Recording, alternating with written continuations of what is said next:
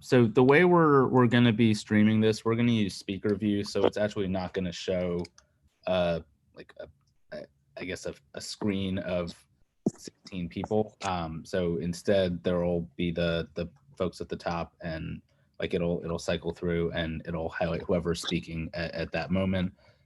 We'll be going through, or Nick, you're gonna have to go through and just make sure that like when someone else is talking, I think the best thing is just make sure you're muted, so that you don't accidentally make a sound and it pops you up to the front, and you know, a general. Let me say this last comment too, and then we'll be ready to start, and I'll jump off.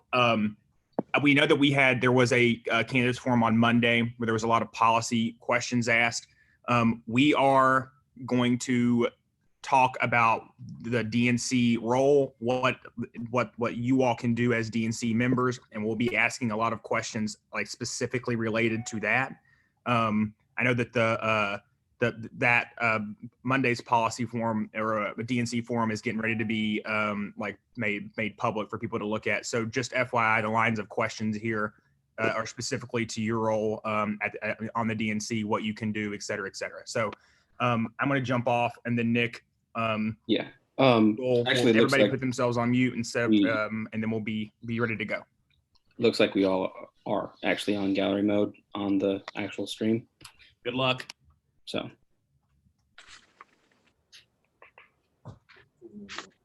everybody will be on the screen. Yeah, good luck, everybody.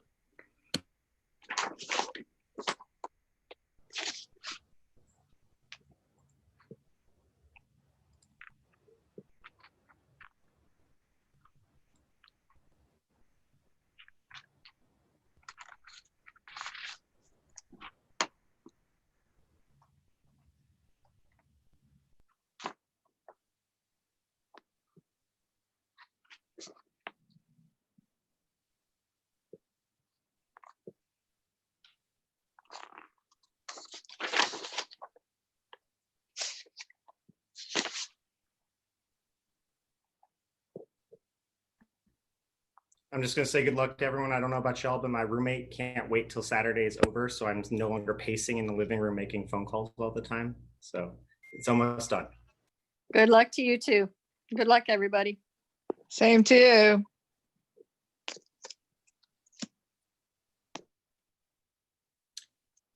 Okay, hi everybody. My name is Becca Slutsky, and I am going to be monitoring our DNC candidate debate tonight. So first off, thank you so much for joining us. We're all excited to be here. It's an important decision and kicking off fantastic event. I think it goes without saying that we are honored to have Senator Tim Kaine joining us this evening. He is a favorite of all of us in the wonderful Commonwealth. I'm going to pass it over to him to give us a great welcome. Well, Becca, thanks. And to all who are on this call, I'm really excited to do it. You've got a great lineup of speakers for the Virginia Democratic Party convention over the weekend, but I'm actually really glad to do this one because, as many of you know, I was the Democratic National Committee chair during the first Obama term. In fact, I'm the answer to an infrequently asked trivia question: who's the only person in American history to be a mayor, governor, senator, and chair of a major American party? And that's me. I know how important the DNC is. The Democratic Party is the oldest continuous political party in the world. And we are a party with an amazing history, a history very tied to Virginia because of Jefferson's role in the origination of it. But I had a wonderful experience working between 2009 and 2011 as DNC chair. And you've got some great folks who are running tonight to represent Virginia as members in the DNC. I'm just going to be brief. I want to start off by just acknowledging a reality about everybody on this call who is connecting with this Zoom session this evening. Even if I don't know your particular situation, I actually know something about you. You all have some significant challenges and anxieties at this moment in time.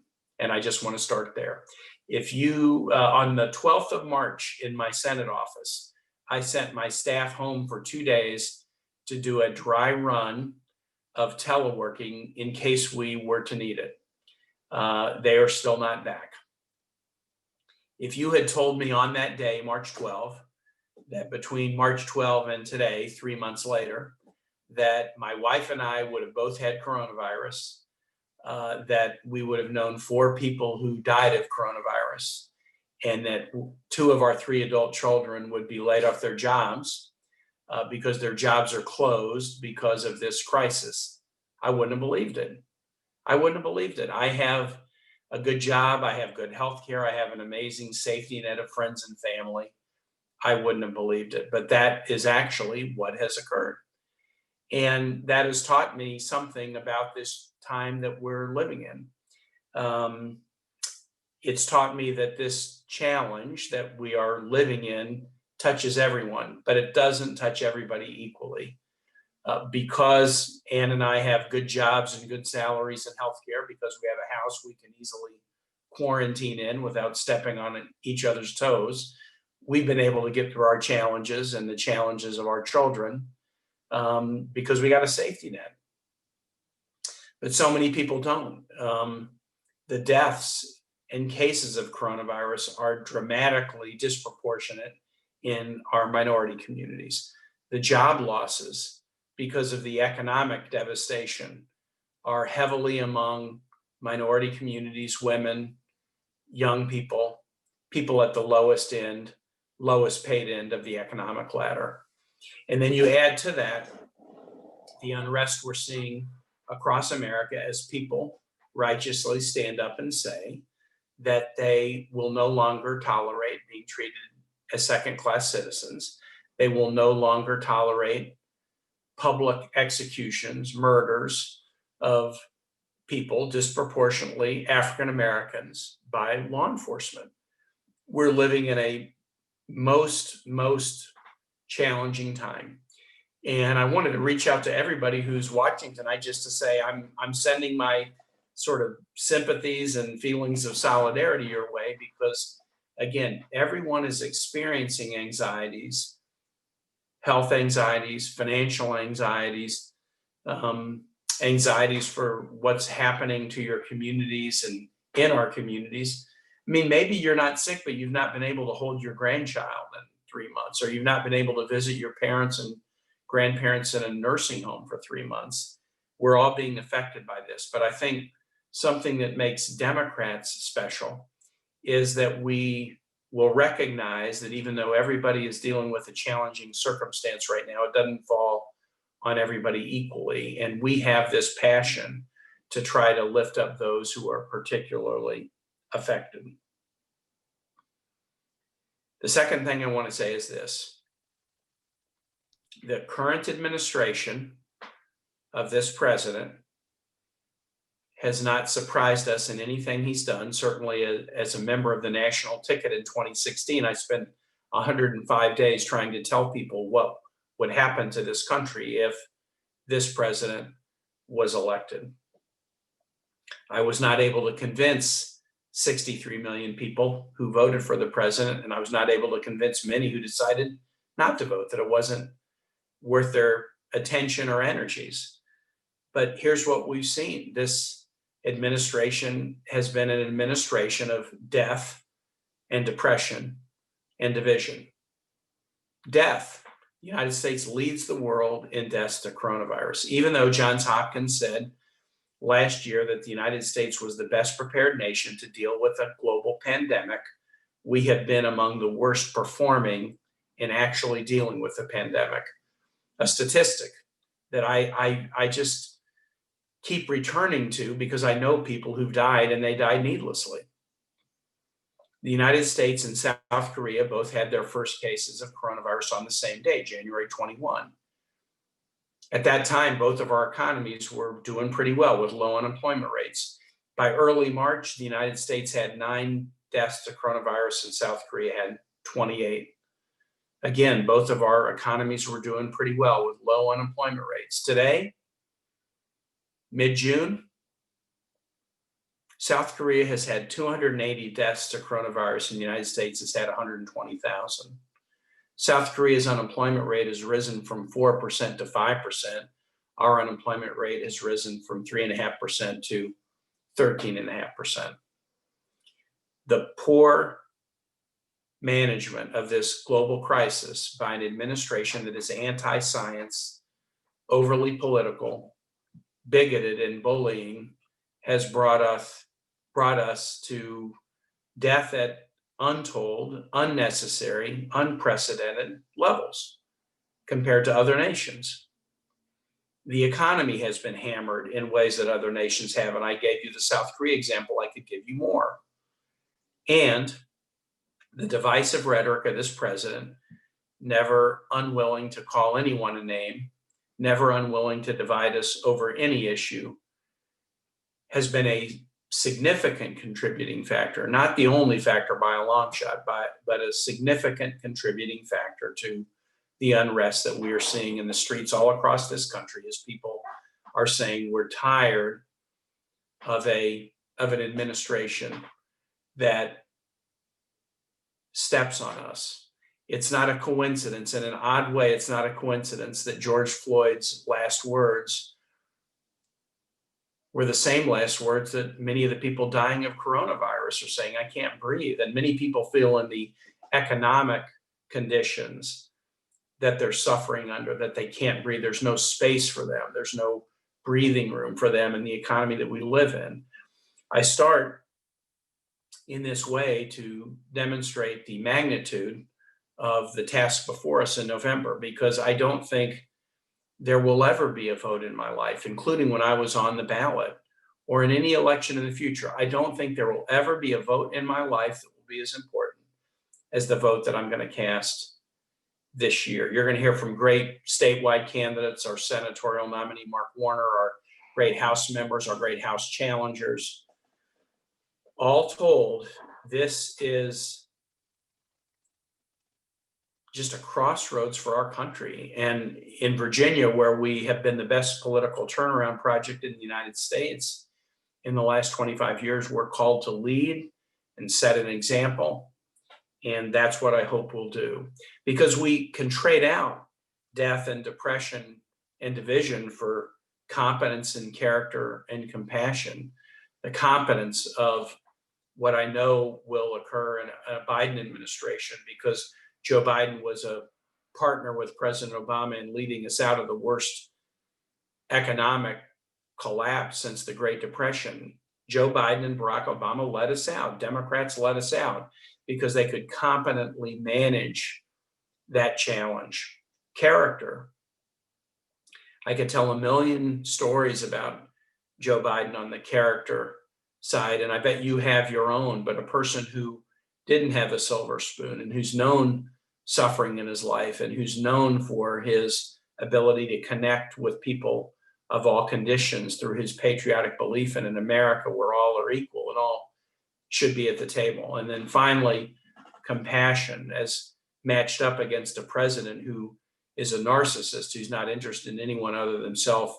Joe Biden is a person who has an instinctive empathy for the situations of people, even people whose circumstances are very different than his own, but he's got an empathy that is a deep part of his DNA that will connect with others. We need to swap out death, depression, and division for competence and character and compassion. And to my mind, that's what 2020 is about. It's a challenging year to be running for office. I'm glad I'm not on the ballot this year, because frankly, all the things I know how to do, shake people's hands, be in parades, talk to them face to face, all those things are harder to do this year. The kind of door knocking and volunteering that Democrats specialize in, they're harder to do this year. But if ever the nation needed us, if ever the world needed us, it's in 2020. And so to those running to be DNC members for Virginia, but to all Virginia Democrats and all Virginians, Democrat, Republican, Independent, who just want to be proud of the direction this country is going in, rather than despairing over the death and depression and division that this current administration has brought us. I'm happy to be part of this wonderful, diverse family. And you have my word that I'm going to do everything I can, absolutely everything I can. Just as in 2016, we weren't successful, but I didn't need to have regrets at the end of the day about whether I had left anything undone. I'm not going to have any regrets on election day 2020 about leaving anything undone. And I hope all of you will also commit to that same thing. We will not leave anything undone because our country and the world is counting on us. Glad to kick you guys off. Becca, nice to see you. Thank everybody who's running to be Virginia rep to the DNC. And I look forward to seeing you out on the trail in person when it's safe to do so. Thanks so much. Thank you, Senator. We appreciate you being with us today, and I think we're ready to get this party started. So question number 1, and this is going to go to Mika, Boyd, Kanan, and then Atima in that order. And this first question is, I think it's no secret that there are a lot of Republicans out there that feel their party has left them behind. And this is a great opportunity for Democrats to fold them into our mix. So what would you do to kind of reach out to those moderate Republicans and kind of bring them to the Democratic side and get them involved and build out our coalition moving forward? And again, we're going to start with Mika. Okay, great.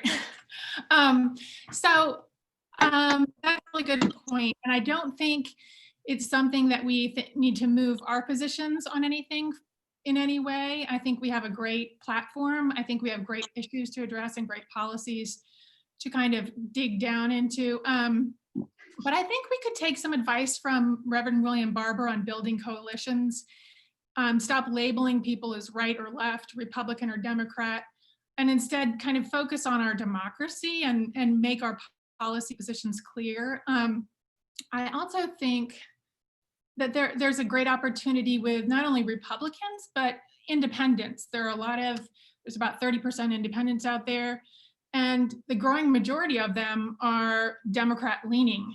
So that's something that's in our favor. I think a lot of the issues, a lot of the problems that we're seeing in today, whether it's healthcare or income disparities, is something that typically Democrats have been strong at addressing. So I think that, and climate change too. I mean, we're seeing the oil prices are falling. Can we address maybe banning fracking? There are a lot of things that might appeal to more than just the Democrat base. And also, and I did a little research on the Pew, I think it was, at any rate, yeah, Pew Research, 62% of all independents oppose Trump's signature policy proposal, which was the border wall. And Democrat-leaning independents oppose it by 95%. So, I mean, that's something, it's a travesty what's been happening with the separating of kids from their parents, and the private prisons have something to do with that. So kind of addressing that issue would be a good start too. So there are multiple angles that we can take, but just talking to people as individuals and not as blue or red or right or left. Great. Okay. Same question to Boyd Walker. Yes, hi. So I think that one problem with the Republicans is often they vote against their own self-interest. So educating voters about the fact that Medicaid expansion helped people, that Medicare for all, I would like to see it as part of the platform. I know that's another one of our questions, but that would providing healthcare to all is a simple concept that people can get. People are now getting bills for the COVID crisis. So, but also just make sure that we are the party of working people, that we support the $15 minimum wage, we support growing our union movement, and we oppose right to work laws in every single state. And we are active about that. And one of the ways we can show people, the swing voters, that we care about them and that we're fighting for their issues. Great. Up next, Kaine. Hi, hello everyone. Greetings from Loudoun. Thanks to you all for putting this wonderful forum together. What I would say is sticking to our values, obviously, but I think what is important is Trump is a known factor right now. I live in a part of the Northern Virginia where there are a lot of independents, a lot of Republicans. I think we need to show to them, what are we going to do for them? How can we improve their life? How can we make their life better? It's clear that this administration has to go. And I'll give a case in point. I'm glad Boyd talked about Medicaid expansion. There are 75,000 new Virginians, new members from Virginia who have had Medicaid coverage in the last 3 months. This is not expansion. This is just due to COVID. Just think about it. They lost their coverage because of COVID, their employer-sponsored coverage. And I actually I have a couple of colleagues at work who are Republicans. And I told this fact to one of them, and he was like, wow. And I think that is the kind of messaging that we need to show to the independents and Republicans, to say, not only this administration is a danger to this country and the world, but then this is what we're going to do for you. It could be Medicaid, it could be healthcare related, it could be climate change, it could be pharmacy price rebates. There are a bunch of their college tuition. That is not a very hyper-partisan issue when you tell Republicans and independents how that's going to help their kids. In fact, I see more Republican friends whose children are more democratic than their parents, because they see it. And then when you talk about social justice, about criminal reform and private prison that someone mentioned, these are things that make sense. So I think reaching out to them, communicating to them, and then showing them what we are going to do for them is key. Thank you. Great. Atima, it's all you. Oh, great, awesome. Thank you. Hi, everyone. Greetings. So I think to your question, I think Republicans and Democrats don't necessarily agree on a lot of things economically. So, when you're bringing in individuals who are never Trumpers, who are conservatives, it's really trying to find a lot of common ground.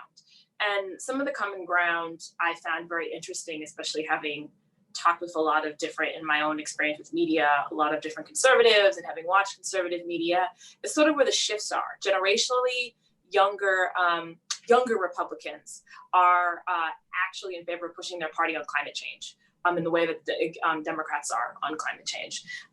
They're very interested in democracy reform. Certainly after this last 4 years, they want to see a lot of things put in place that prevent corruption in government due to Trump. They believe more in criminal justice reform. Even older Republicans believe pretty much in criminal justice reform. I've seen Republicans who I wouldn't have imagined 4 years ago actually, stating Black Lives Matter and out at marches and being supportive of Mitt Romney a few weeks ago. Civil liberties, civil union, civil liberties, civil rights, and I don't think of anything else, but basically some of those key things just to work on, and that's actually quite a bit, where we can find common ground without actually ceding the things that make us uniquely the Democratic Party. I think that that is the way to bring in more individuals who are more conservative minded, but also want to find a political home to organize in the next few years. Great, thank you. Okay, this next question is going to go to Mike, Dave, Esther, and Morgan in that order, and I'll call you out one by one when it's time. And this question is, what is the best part of being a community advocate, and what advice would you give young people who have a passion for public service? And we're going to start with Mike.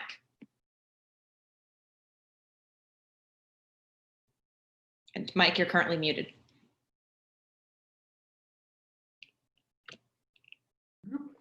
Sorry about that, guys. So I have to say the best part about being a community advocate is the people that you meet along the way. So just a little bit last year, I started with some friends of mine, Fairfax for Elizabeth Warren. Nobody told us to do that. We just did that. We hung out our shingle, and all of a sudden we had hundreds of people that were coming up to us, and they were energized and engaged, and they wanted to affect change in their community.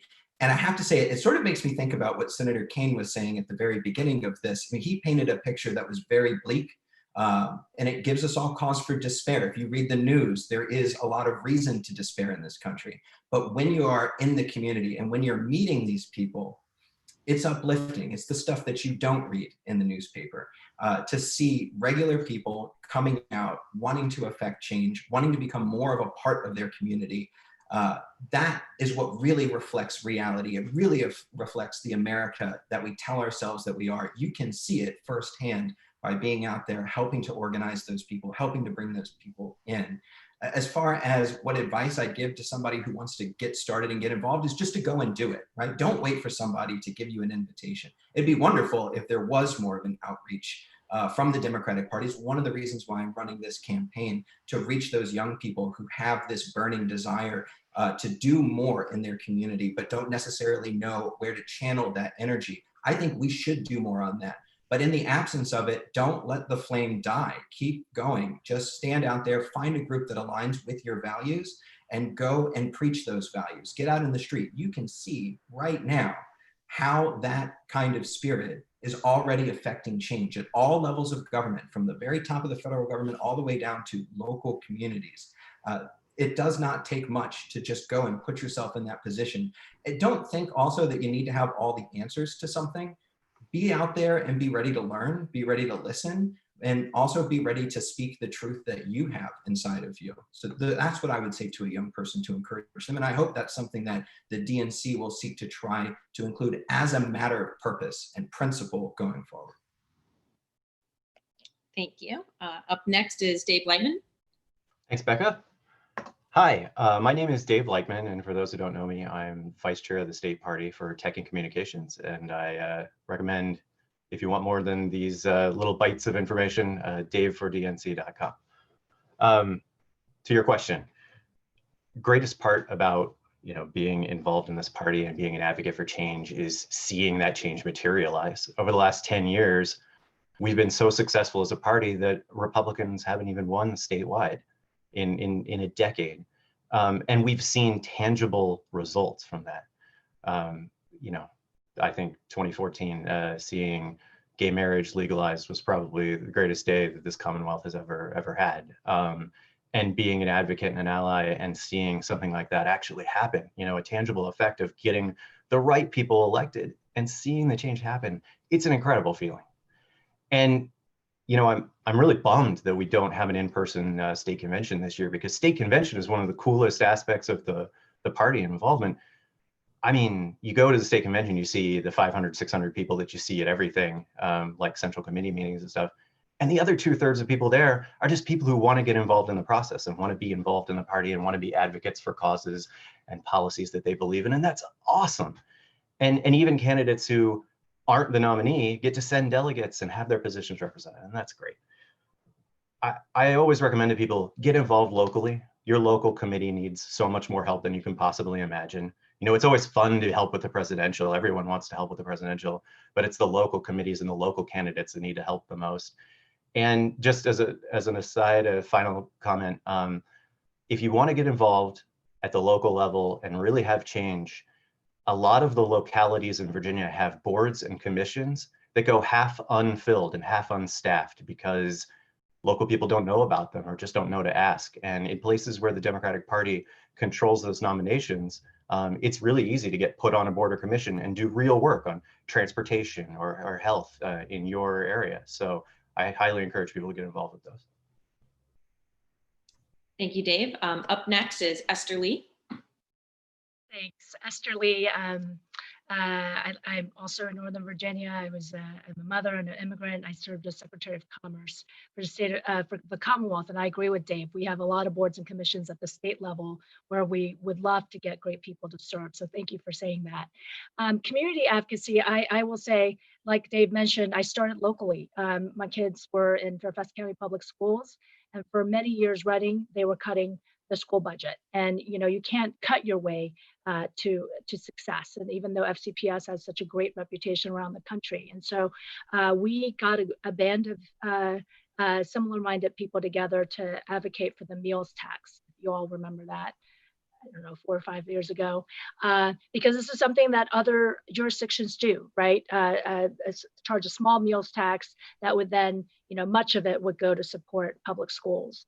And it was, as Mike said, one of the best things was meeting other great activists who care about our schools and about our families, and talking to voters, going door to door and talking to them about what a meals tax is, and fighting the negative messaging coming from restaurants. So that was a wonderful experience. I also, if you remember Virginia Tech, there was a big shooting by a Korean American kid many years ago, and that was a watershed moment for my community, the Korean American community, and which didn't have a voice. And so I started a nonprofit to give a voice to the Korean American community, to get involved in issues that matter, and to help those in need. We have, believe it or not, a lot of undocumented immigrants in the Korean American community, and those who don't speak English, and all of those things. And so I would say, you know, the best thing about being a community advocate is just seeing the impact you have on the communities that you want to serve, and also getting your kids involved. I have 2 young kids, and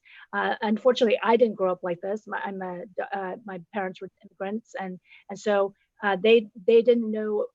They didn't encourage us to get involved in the community. With my kids, I've taken them knocking on doors, canvassing. They've sat out and handed out flyers on the meals tax at polling places, and it's so great to see them care about an issue and to give back. And so I hope that I'm raising future community advocates. So for young people out there, just get involved. There's so many great causes and issues where we need young people.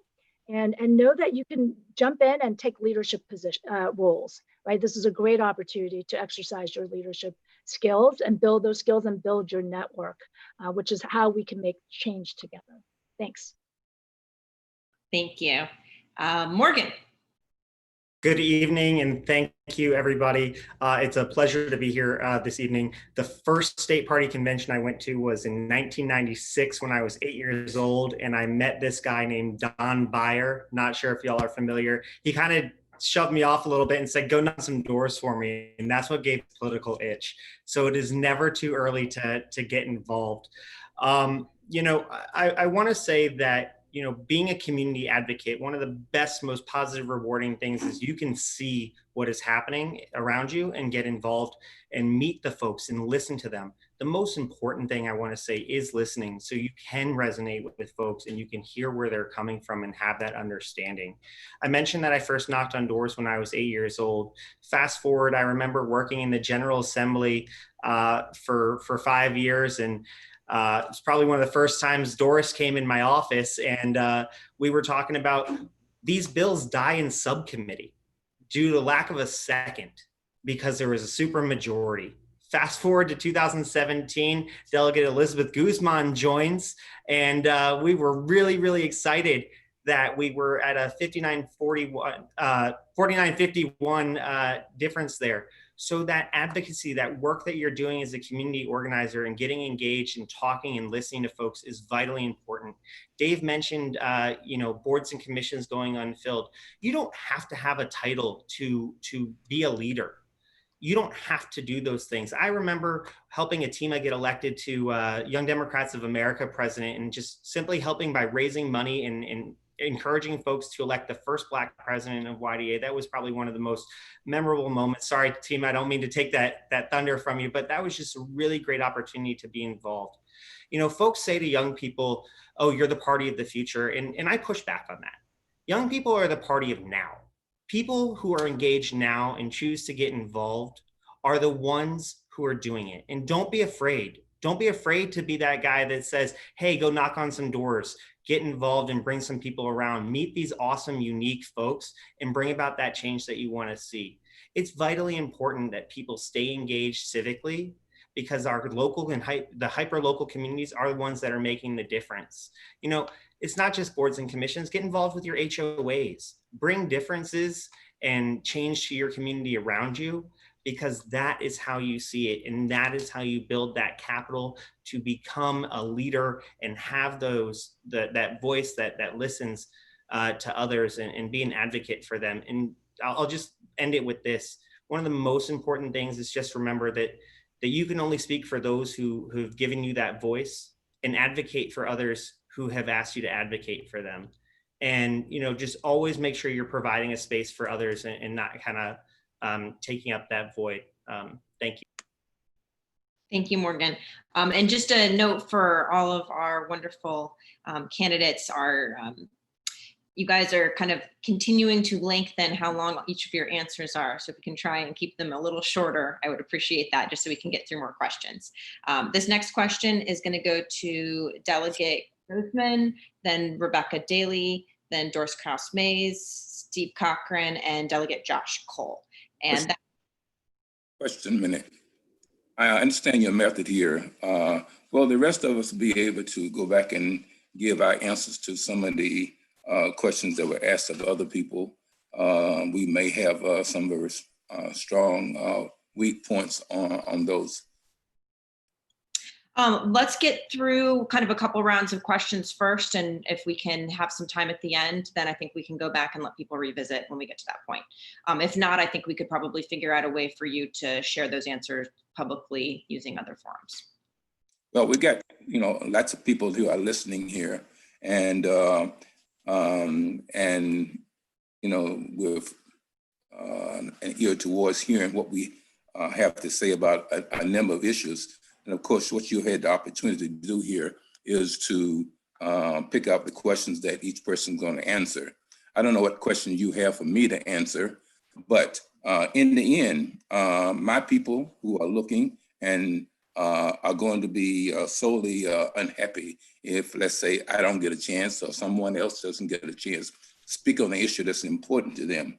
I know this is not a debate, but my tack in life is I take leadership, and I know this is your forum, but I'm taking the leadership to ask the question, whether other people will be able to ask questions about these other issues. I don't want issues just to be given to me because you think that's what I'm interested in. No. I appreciate that, and I think in the interest of time, let's kind of let everyone speak, and we'll circle back as appropriate. So again, this question is going to go to Delegate Gosman, then Rebecca, then Doris, then Steve Cochran, and then Delegate Josh Cole. And this question is, where do you hope to see the Democratic Party in 5 years, and how will you use your role to help get us there? And we're going to start with Delegate Guzman. Thank you, Becca. I'm Delegate Elizabeth Guzman, representing the 31st District in the House of Delegates, which includes parts of Prince William County and Fauquier County. And I think that question is very important. I believe that we need to increase our membership, and we have to do that by outreaching to those unserved voters, those unserved communities, young voters, communities of colors, seniors. As a candidate myself, I can tell you so many stories of people who went disenfranchised for the Democratic Party for so long. We must have voter registration drives everywhere, and frequently, high school, colleges, grocery stores, and senior centers. And I know there are organizations that are doing that currently, but the problem is that we don't get to engage them when they do that voter registration. However, if we manage the process, then there could always be a follow-up and speak with them as well. We take for granted that we can count on the votes of these communities, but I have learned as a candidate as well that many voters were inactive.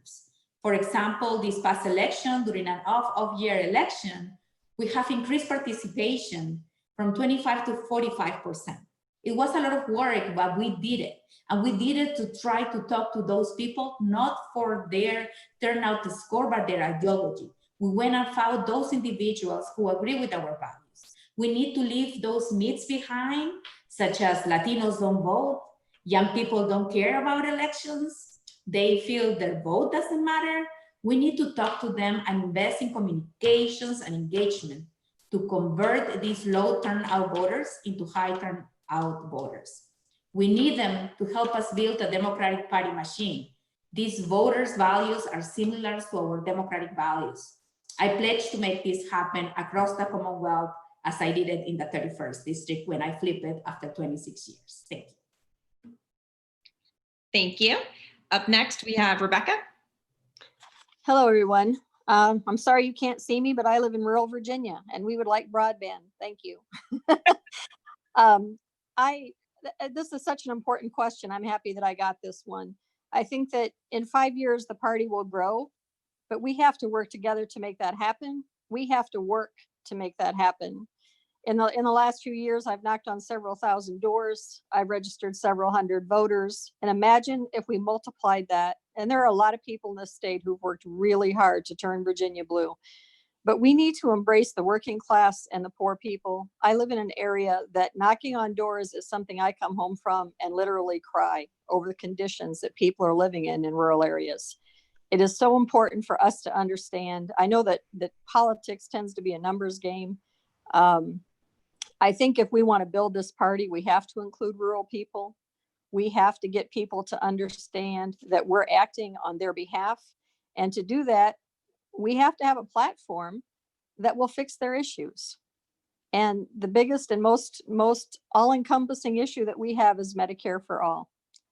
So I hope that with the number of people that need health care, I think that is our unifying issue to increase the size of the party, to bring Republican people in, to bring independents into the party, to bring people back who may have wandered astray because they're unhappy with how we're doing things. But I think it includes a lot of hard work. And I'm looking forward to that because I do enjoy the networking with people. I've been a county chair. I sit on the 5th District Committee, and I sit on the State Central Committee currently. And the whole issue here is to work hard and work together. And we can do this. We can make this party grow substantially in the next 5 years if we all work together and we deal in issues and not in emotions. Thank you.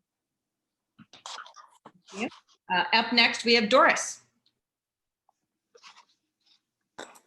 Okay, sorry about that. Had to unmute myself. So hello, everyone. I'm Doris Krause-Mays. Thank you so much for the question. If I look at the first 5 years where we're going to be, well, let me just say the first thing we better do is win these elections this fall, simply because our democracy cannot survive another 4 years of Trump. And if Trump was not bad enough, we got Mitch McConnell, who is in his own horror story, refusing to allow legislation to come to the floor. He's jamming judges through, and it's just truly appalling. I would like to see further, though, efforts to ensure our elected representatives at all levels reflect the great diversity of our country and our state. I would also like to see campaign finance reform, because right now the outsized role of money that plays in politics really deters some very fine people from even running for office. And I would also like to see our system within the party work to ensure that all voices are heard and respected. And then I would also say, and everyone to know, we can't give up. You know, being from labor, if I gave up, I can remember the days when candidates and people that ran for office would never say the word union. So it was always working families. And then we finally got to where candidates and people would say labor. And then it was like, okay, can you not say organized labor? So then we got to organized labor. And then now we get to unions. So now candidates and people that are in office say union. And I just think that's a good symbol of never giving up, really working. And that's where I think we all can be in 5 years and not giving up. So. Thank you, Doris. Up next, we have Steve Cochran. Okay, thank you, Becca. And thank you, first of all, to the DPVA for putting on this forum and giving us the chance to speak to all the delegates across the state. You know, in 5 years, I'm like Doris. I hope that we're going to be celebrating the first term of Joe Biden, and we're going to be on our way to another successful Democratic presidential term. I think that our party is going to be much more diverse than it has been in the past. I think that that is not only the natural trend based on demographics, but I think it's also the empowerment that we already see happening of African Americans, of Latinos, of other immigrant communities from Asia and so forth. I think that the party leadership is going to be much more diverse than it is today. And one of the things that I think that I can do as a member of the DNC in order to make sure that happens is to encourage involvement at all levels, encourage involvement by all kinds of different people in the political process. One of the things that I've done throughout my political career is try to do outreach, reach out to people, bring them into the party, bring in new people with new ideas and new voices. That's the way the party is going to grow. That's the way that we're going to be successful in the future. I think history is on our side. I think what you see happening in the streets today is going to mobilize and energize an entire generation of leaders who are going to be the future of the Democratic Party of Virginia. And I'll just close by sharing with you that each of us plays a role in that. And whether you're on the DNC or whether you're on a local committee or whether you're just a volunteer, encouraging other people to get involved and giving them something to do, helping them to learn about the party and what we stand for is critical. You never know when that young volunteer who shows up at a Democratic committee meeting wanting to get involved and help, who winds up moving tables and chairs, is going to be a party leader one day. And I think it's all of our roles and responsibilities to give that person that opportunity, teach them where those tables go, show them how to set up the chairs, and help them become involved in the party to make a difference in the future. Thank you. Thank you, Steve. Up next, Delegate Josh Cole. Well, good evening, everybody. Thank you for joining us, and thank you for the DPVA for putting this wonderful forum together. In the next 5 years, I think I would echo the sentiments of my colleagues who are on the call today, that we want to see the Democratic Party in power and holding that power.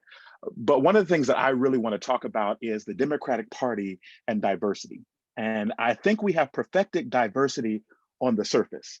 We have plenty of diverse candidates that we have running. We have plenty of diverse elected officials and even people from differing backgrounds. But what we want to make sure is that diversity is really carried out everywhere, to every decision-making body, to every place that we are, to every leadership position. And what I want to see in the next 5 years, I want to see more women elected officials. I want to see more women of color. I want to see more young elected officials, more persons with disabilities who get elected to make sure their voices are heard at every platform and at every level of the decision-making process. And what we have to make sure is that the institutional knowledge and power of the Democratic Party nationally and statewide reflects the people we represent. And how do I intend to help that out? As an elected official, I am raising up and training young people how to get involved in the process now. As we've been out in the streets, there have been young people who raise up their voices, and after they come in contact with me and follow me on social media, they're now saying, I want to run for office. I want to get involved in these commissions that you serve on. I want to get involved. How can I get involved? And my job is to lead the way and show them how to get involved and train the next one to take over my seat when I'm ready to step down as well. That's how I intend to help that out. Wonderful. Thank you. Okay, this next question is going to go to Sandra, Jay, and Clifton. And that is, what specifically do you feel is the role of the DNC, and what are you going to do in your term to help achieve that goal?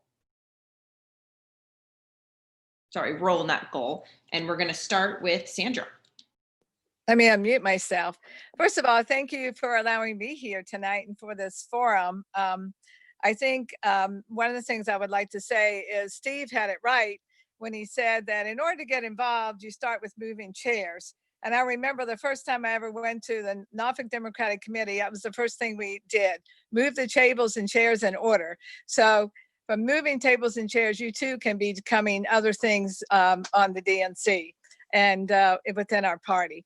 The thing that I want to talk a little bit about is as far as what we would like to see on the DNC at this point, and some of the things and how we would interact with those folks, and would be to make sure that we are actually working together and providing as much information as we can to make sure that the information that we are giving folks is part of all the folks that are working right now across the board and all of the various groups.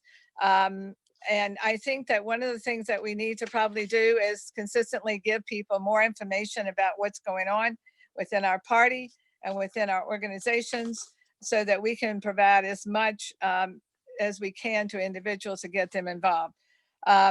I think one of the things that we could do is make sure that we have all of the accesses to every bit of our training, everything that we have in order to have people become more and part of what we're doing today within the Democratic Party. I think that we have done a lot of work. We have a lot of work to do. And as Vice President Joe Biden said, we have a lot of work to do. We have the battle for the heart and soul of our party. And those are the things we need to be doing in the future. Thank you. Thank you, Sandra. Jay. Jay, you're muted if you're speaking.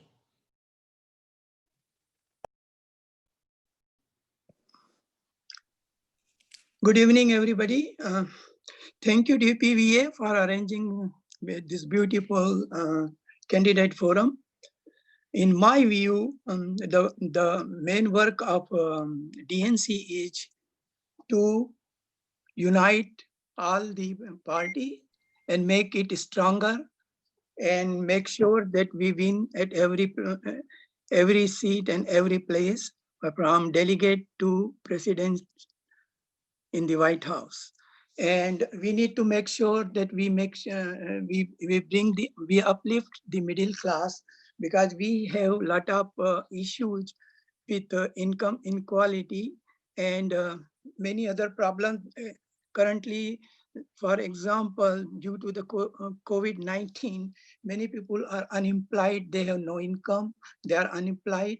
So the main concern for them is to get a good job.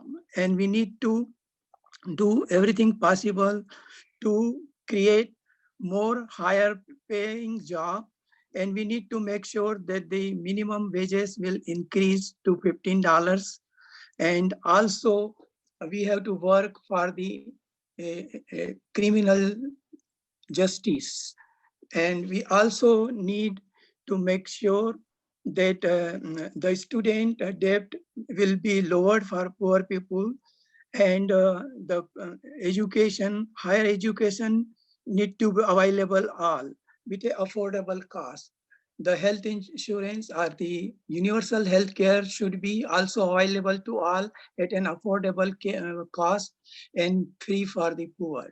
So we need to work for this, and it requires a lot of work to do to fulfill this. So when I become DNC member, I will make sure that we prioritize these issues, and we begin with making sure that the economy grow and we have more job opportunity.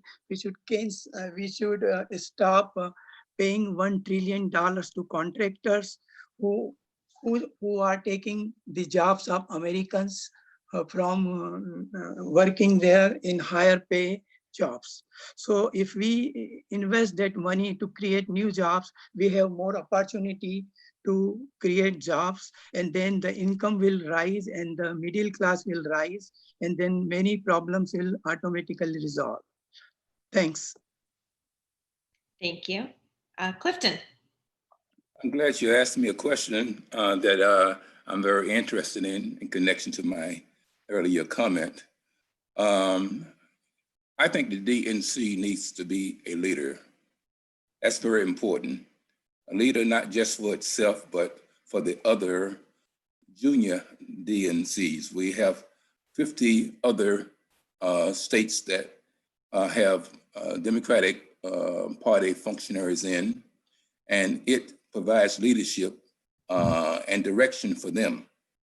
Through that direction, they will be able to hopefully make inroads to make this party a more relevant and bigger party. So that leadership is going to be able to provide direction on how to achieve diversity. In order to achieve diversity, the DNC needs to be diverse, and it should make sure and ensure that it is diverse. The DNC needs to be more open and more transparent. Leadership begins at home. And so I think that it needs to show leadership in its party plan and those kind of things that gives an example to the other state steering committees. And I think it needs to outreach to a broad number of people, not just Democrats, but we need to try to get the heart and soul of the people in the country. We need to pull people who sometimes vote as Republicans and try to make them believe in what we believe, not just get people to join to be a Democrat, but get people to go over to our way of thinking. And eventually, yes, they may become a Democrat, but we need to capture their heart and soul.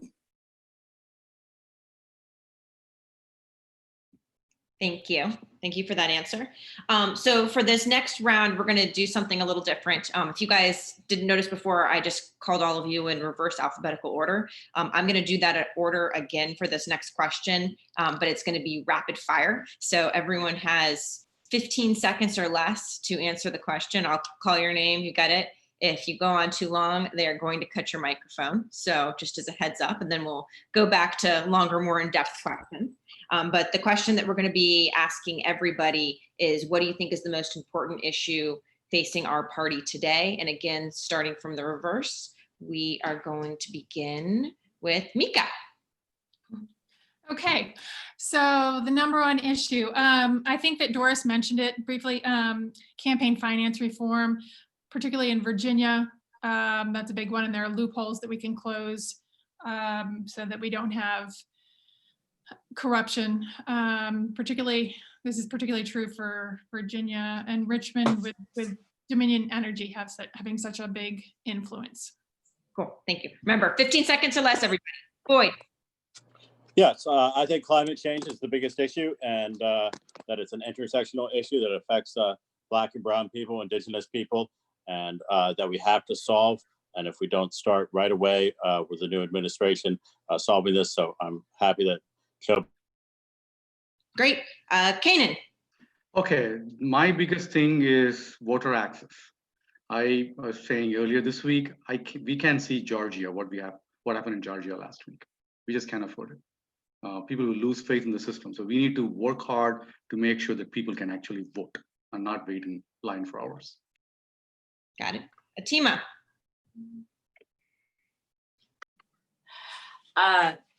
Criminal justice reform. I think it's been a while that we have really looked at what we can do on the federal level, and certainly state and local, given all that's happened in the last few weeks and has been a thing since Black Lives Matter became a movement in 2014. Affects Black and Brown people, working class, white poor folks, and we need to make sure that. You've been muted, sorry. Moving on. Okay, Mike. So the biggest issue that's facing the DNC right now is how to take advantage of the grassroots energy that we're seeing and build a more permanent movement out of that. We can't win one election and then all go home, because we're going to need more than 2 years of progress in order to make up for 4 years of damage from Donald Trump. Great. Dave. The biggest issue facing the Democratic Party today is how to ensure safe, secure, and healthy voting access in the face of this pandemic. Nothing else we talk about will change if we don't ensure voter protection. Thank you. Esther. There's so many important issues, but the most important one right now, I think, is income and racial inequality. We know that that's linked to disparities in COVID outcomes, and we know this, as well as disparities in wages and unemployment. Women and people of color still earn only a fraction of what white males earn, and that's an important issue that we need to address. Republicans are not. Thank you. Morgan. I'm going to take it the same way Mike did as far as what issue is important to the DNC itself. I think we need to be intentional about our inclusion and intersectionality. Currently, less than 15% of DNC members are under the age of 50, which is a huge underrepresented population, given our voting bloc and who we're reaching out to. Thank you. Delegate Gosman. For me, it will be healthcare for all. Working in the human services field, I've seen people dying for not having health insurance. And after facing the worst pandemic in history, I believe it's the right thing to do, and as well as prescription drugs. People should be able to afford the prescriptions. Thank you. Thank you. Rebecca. I agree. I think that Medicare for all is the defining issue, and that we need to address it immediately, given that 41 million people just lost their jobs and they have family members who are on their insurance. It is critical that we pass Medicare for all immediately. Thank you. Thank you. Doris. Yeah, so the huge role of systemic inequity plays in our society, the access to healthcare, educational opportunities, jobs, all these are impacted by systemic racism and disproportionately harms Black and Brown people. Thank you. Steve Cochran. Okay, so the biggest issue I think facing our country today is climate change. And I think that affects so many other different things that, as Boyd pointed out, it really does get to communities of color more so than any other issue that we face today. You saw it in the New York Times today. It really affects African-American women, people of color. Thank you. Delegate Josh Cole. I think the greatest issue that we're facing now is having a Democratic Party that fights for everybody. If we bring multiple people to the table, have them in positions of power, we can fight for all of these different things. You've heard so many people talk about many different issues already. If we have a party for the people and they're in the positions of power, we can get it all done. Thank you. Sandra. I think the most important issue we're looking at is voting. I think access to voting in COVID-19, how we're going to handle that, the issues at the voting booths, whether you do an absentee ballot or whatever you plan to do and how you plan to vote. I think we need to take a look at that, make it safe, make it easy, and no one should have to sacrifice their health in order to be able to vote. Thank you. Jay.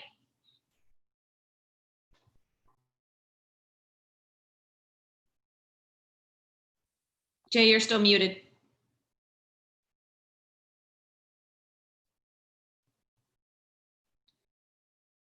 How about we move on to Clifton and come back to Jay? Okay. Oh, wait, Jay, we got you.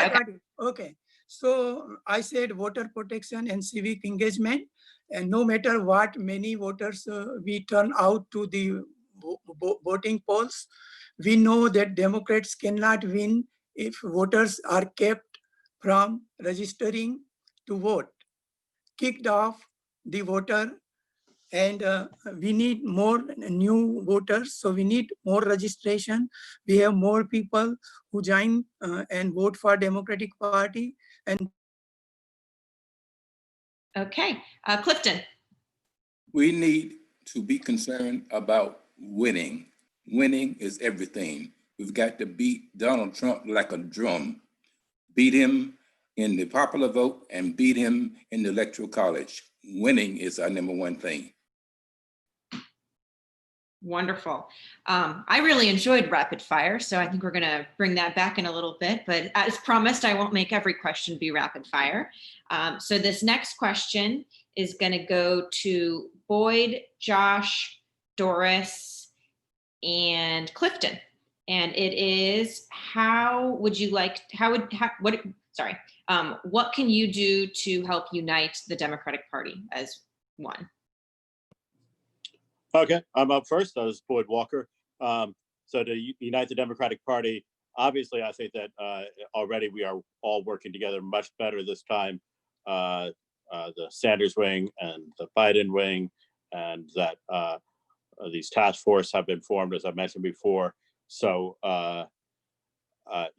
talking about the issues and making sure not to put anything under the table, I think that can't wait to see Biden out on the trail and doing what he does best, talking and communicating and shaking hands.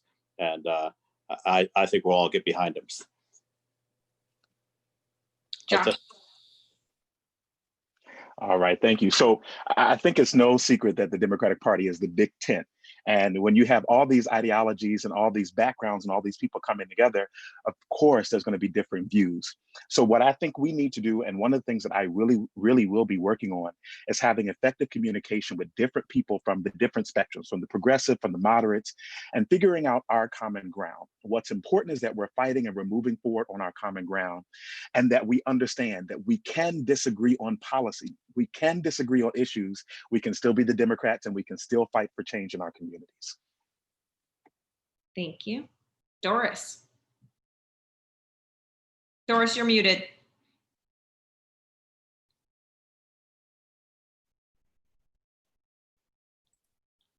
There you go. Well, actually, I think some division, as in differences of opinion, is actually good. That's how change comes, and that's how we grow.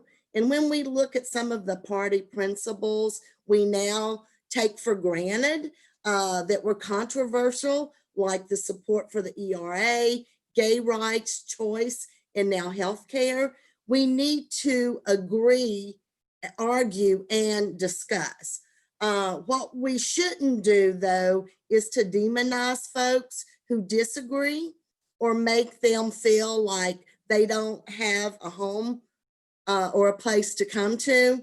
We need to work on listening and respecting and remembering that we are the Democratic Party, and look across the aisle, ask them to come in.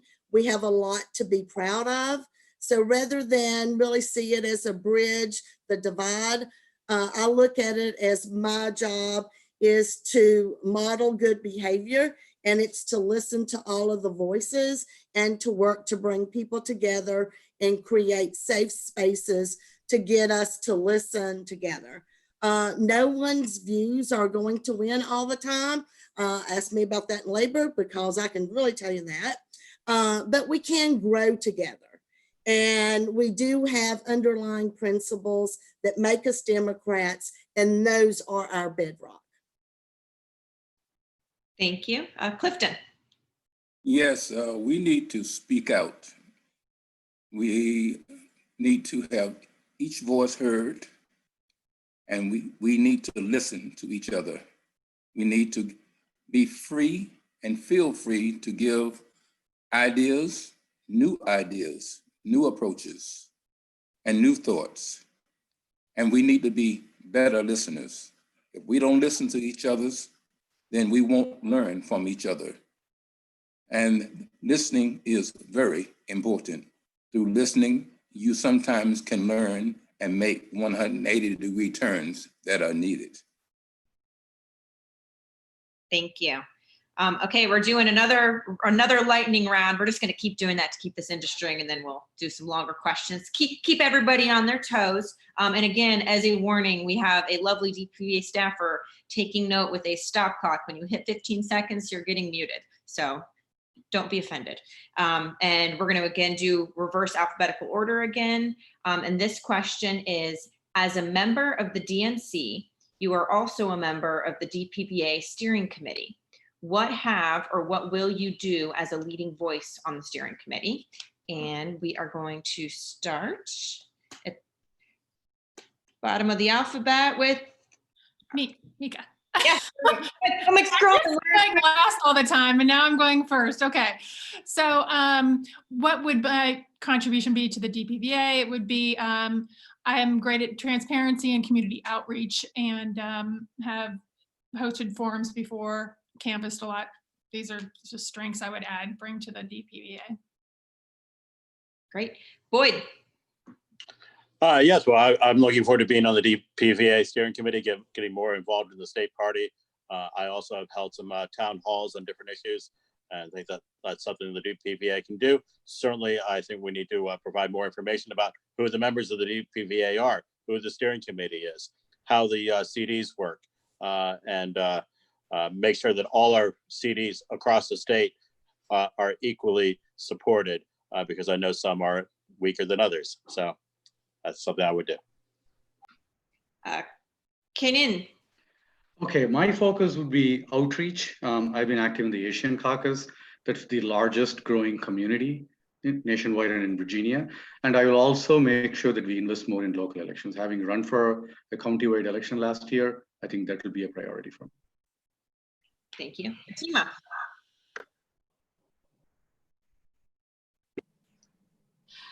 Yes, on being on DPVAs during the last 4 years, I worked on expanding how we do our hiring so that we're putting that up on the website and working with our leadership on that and other members of the steering committee. In the next few years, continue to do what I have done, which is traveling to a lot of different committees, doing candidate and activist trainings, and letting people know how to get more involved in the party. Yeah. Thank you. And just to flag, I misspoke when I said that we were cutting you off at 15 seconds. Apparently, we're cutting you guys off at 30 seconds. So just as an FYI moving forward. But thank you, Fatima. Okay, Mike, you're up next. Oh man, I only prepared a 15-second answer, so now I got to stretch. So I think I think what we can do at a larger level at DPVA is to really press for the investment of new organizing tools that are going to be able to link us all together. I think there are tools that we use every day in our work lives. There are tools we use every day in our social lives that allow for easier communication and allow us to work together even remotely, but we're not utilizing those well at the local committee level. Dave. Well, I've been on the DPVA steering committee for the last 7 years as your elected vice chair for tech and communications. In that 7 years, I like to think I've helped transform the way we work with tech, digital, and data in this state. And I want to do the same nationally, and that's why you should put me on the DNC. And I yield the rest of my time to the gentlewoman from Charlottesville. Thank you. Are you talking about me? I think I'm next. Esther Lee. So on the steering committee, I'd love to see new voices in the DPVA. There are a lot of folks running here on this call and listening that have been, involved in some way with their local party or DPVA for 10 plus years, and that's great. But I have a lot of friends who are passionate Democrats, but never even occurred to them that they would join the party, their local party. And so I would love to do more outreach to more diverse communities like veterans and young people and other communities that, this is not on their radar. So I'd love to help with that. Thank you. Morgan. As a DPVA steering committee member for the last 2 years, I advocated for the paying of our interns and working toward that. One of the other priorities is something that I started outside the Competitive Commonwealth Fund, which helps fund candidates in rural Ruby Red districts to make sure that they're given a chance and all voices are heard. And our party has a messenger of our platform and, more importantly, a listener to hear what those voters need to hear to get moved. So thank you. Thank you. Delegate Elizabeth Guzman. Sure. So for me, it will be accountability and transparency. I think that this pandemic has shown us that DPVA and the DNC could do real-time streaming meetings like right now over internet is possible to increase participation. So I could attest that the participation was higher than ever in many virtual events. So we should continue doing that. And I pledge to make that happen. Thank you. Rebecca. Yes, I'm sure that we should work on more voter outreach, but I also believe that we need to unify and train the people that are working so hard in the party and provide them with a library of resources that we can all use to accomplish the same things instead of recreating the wheel in every separate committee, which is what we tend to do. Thank you. Thank you. Doris. So, for the past few years that I've been on steering, I have always talked about workers' rights. So let me just make sure everyone understands. I will continue doing that to make sure workers' rights are front and center. But aside from that I think I would like to see us communicate a little bit better and the DNC members. At one time we gave reports and updates on the meetings and stuff. And I think we need to do more of that to make sure that everybody knows that we're all together.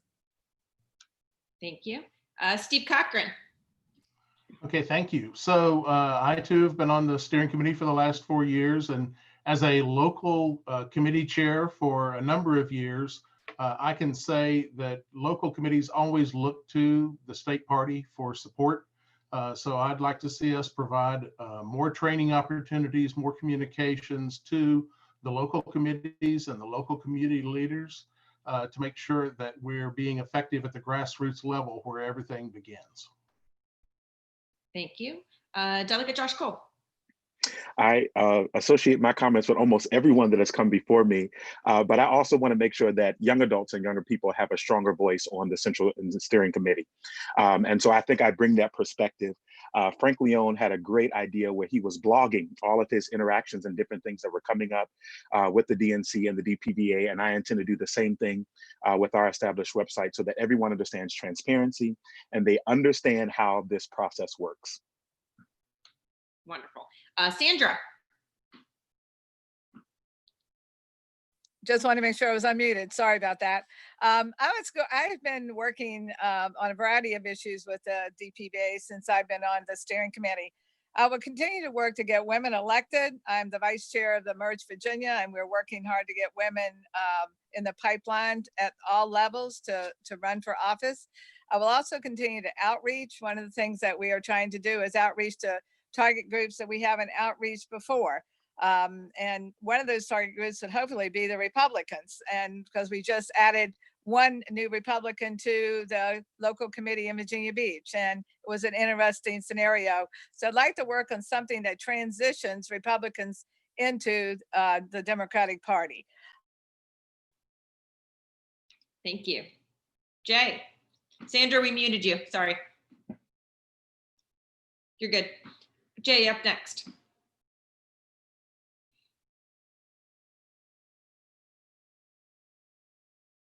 Jay, you're still muted.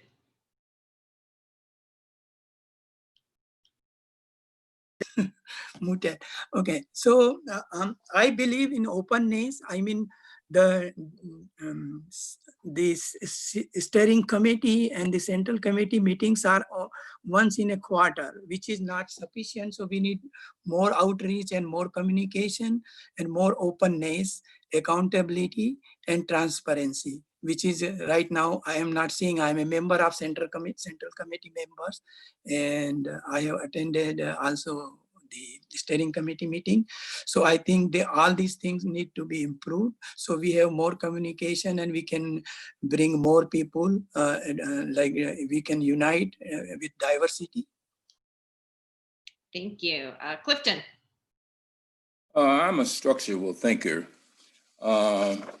See this chart right here that you can't read. Everything I do it like a method actor. And that is, I try to approach things through a structural way. I listen, and I try to identify what the problem is, and I try to work with people to bring them together. That's my method. All of us identify all the different problems and things that we want to obtain, but trying to get us to work together and not just be into our own issue, that's the real important and hard thing to do. Thank you. Okay, this next question is not a rapid fire question, so everyone will have 2 minutes before we cut your microphone. And this question is going to go to Delegate Gosman, Steve Cochran, Atima, and Morgan.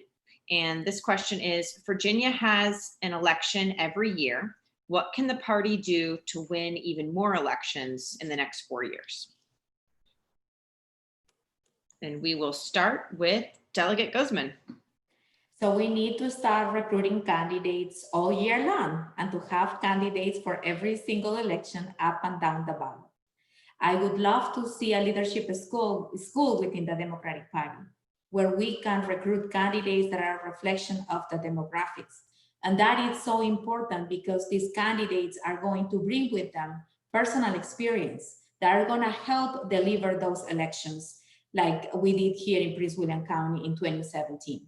We went from having only one Democrat on the delegation to have only one Republican, and we need to continue to do that. So leadership positions, outreach, we need to build a pipeline of future candidates.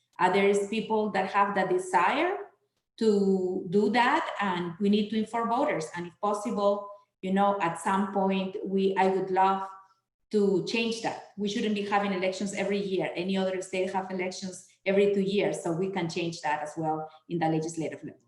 Thank you. Okay, Steve Cochran. So having been involved in politics in Virginia for a good portion of my life, I find it interesting to even think about changing from having an election every year. Yes, we do get sort of tired from time to time, but I think it also keeps us tuned up and it helps us to be prepared for every election when it comes. We don't have to re-gear. So I guess I would disagree a little bit with Delegate Guzman, with all due respect. Because I think that one of the things that keeps us sharp and has helped us win elections in Virginia is because we do it every year. We have a good party organization. What I would like to see change, though, is more training for local committees, more grassroots organizing training, more training on the virtual methods that we're utilizing this year in this election for the very first time. I think that's going to be a part of our future campaigning, even after COVID is long gone. So I think doing it every year is good, but I think we need to continue to do it better every year. Thank you. Thank you. Atima. Hi.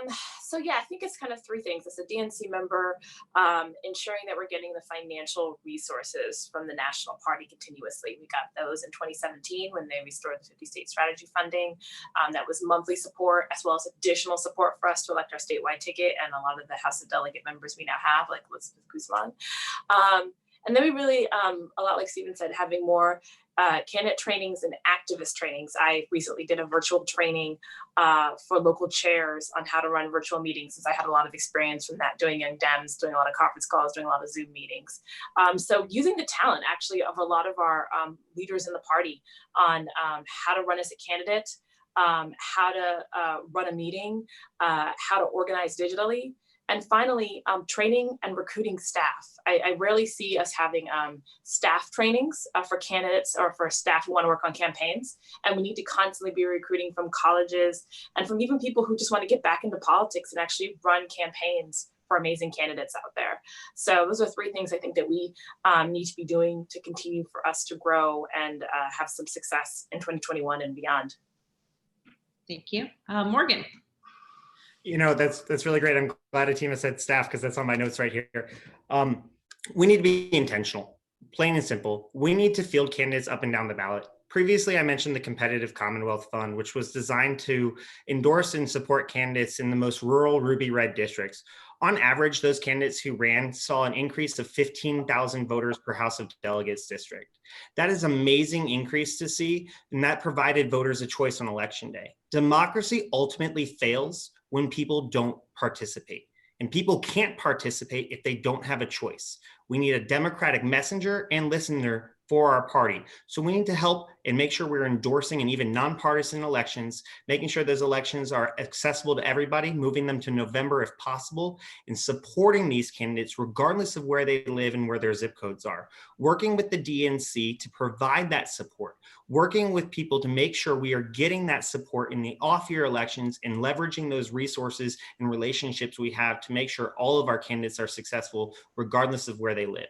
Your zip code should not dictate how you as a candidate are able to perform the actions of your campaign. I want to give a shout out to Dave for helping tech support for so many of these folks over the years, and so many of the people on here for providing those resources and making sure our candidates are there. But we do need to be intentional about training staff and candidates year round and not forgetting about them. That's how we build our bench. That's how we get our message out. And that's how we ultimately win, is by engaging the voters and listening to them and giving them that choice on election day. Great. Okay, because I love rapid fire, we're going to do it again. But to keep all of you on the toes, we're going to do reverse order this time. So I'm going to start at the top of the alphabet and work backwards. But I promise I'll call your guys' names out so you know where you're going. And this question's slightly more in depth, so we're going to give you a minute before we cut your mics. A whole minute. Get a whole minute. So get excited. Okay, so this question is, as a DNC member, what do you think you can help do to bridge the rural-urban divide? And we're going to start with Clifton. Would you repeat that question again? It's how do we bridge the rural-urban divide? Oh, okay. I do a lot of traveling into the rural areas. I go out to Stanton and I go out to the Shenandoahs, and I talk to people out there. You have to, as I said before, you have to listen to people. The way in which people think in the rural areas is different from what people think in the cities. You have to explain to the people in the rural areas how you feel. And you have to, again, explain to the people in the cities how rural people are very independent. They have to be independent. And so we have to have this exchange of views and listen to each other and try to work out solutions that do no harm to anyone, but does the best good for everybody. Thank you. Jay, you're up next.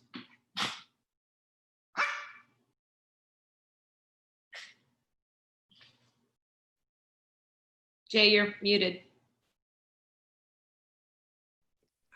There we go. I agree with my previous worker who spoke that there is a difference between urban and rural people because they have different issues and their lifestyle is different too. So we need to understand it, the difference between them, and we need to make a coordination between both. We need to resolve their issues in a different way and make them understand that Democratic Party is standing for them.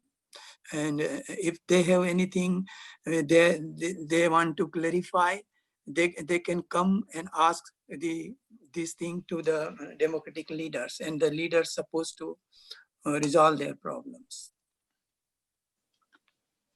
Thank you. Sandra. Let me see if, just want to make sure I'm unmuted.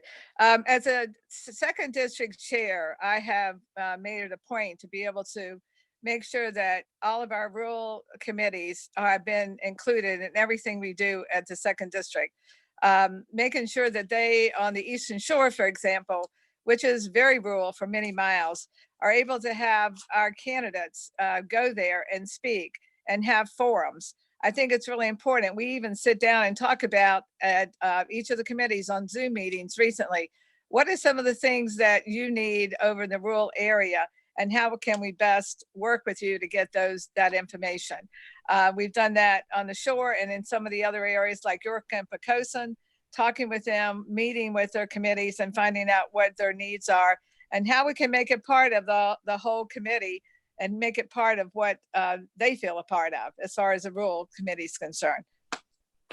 And also provide them training into various areas that would be helpful to them to be able to either recruit or do outreach to increase their party involvement.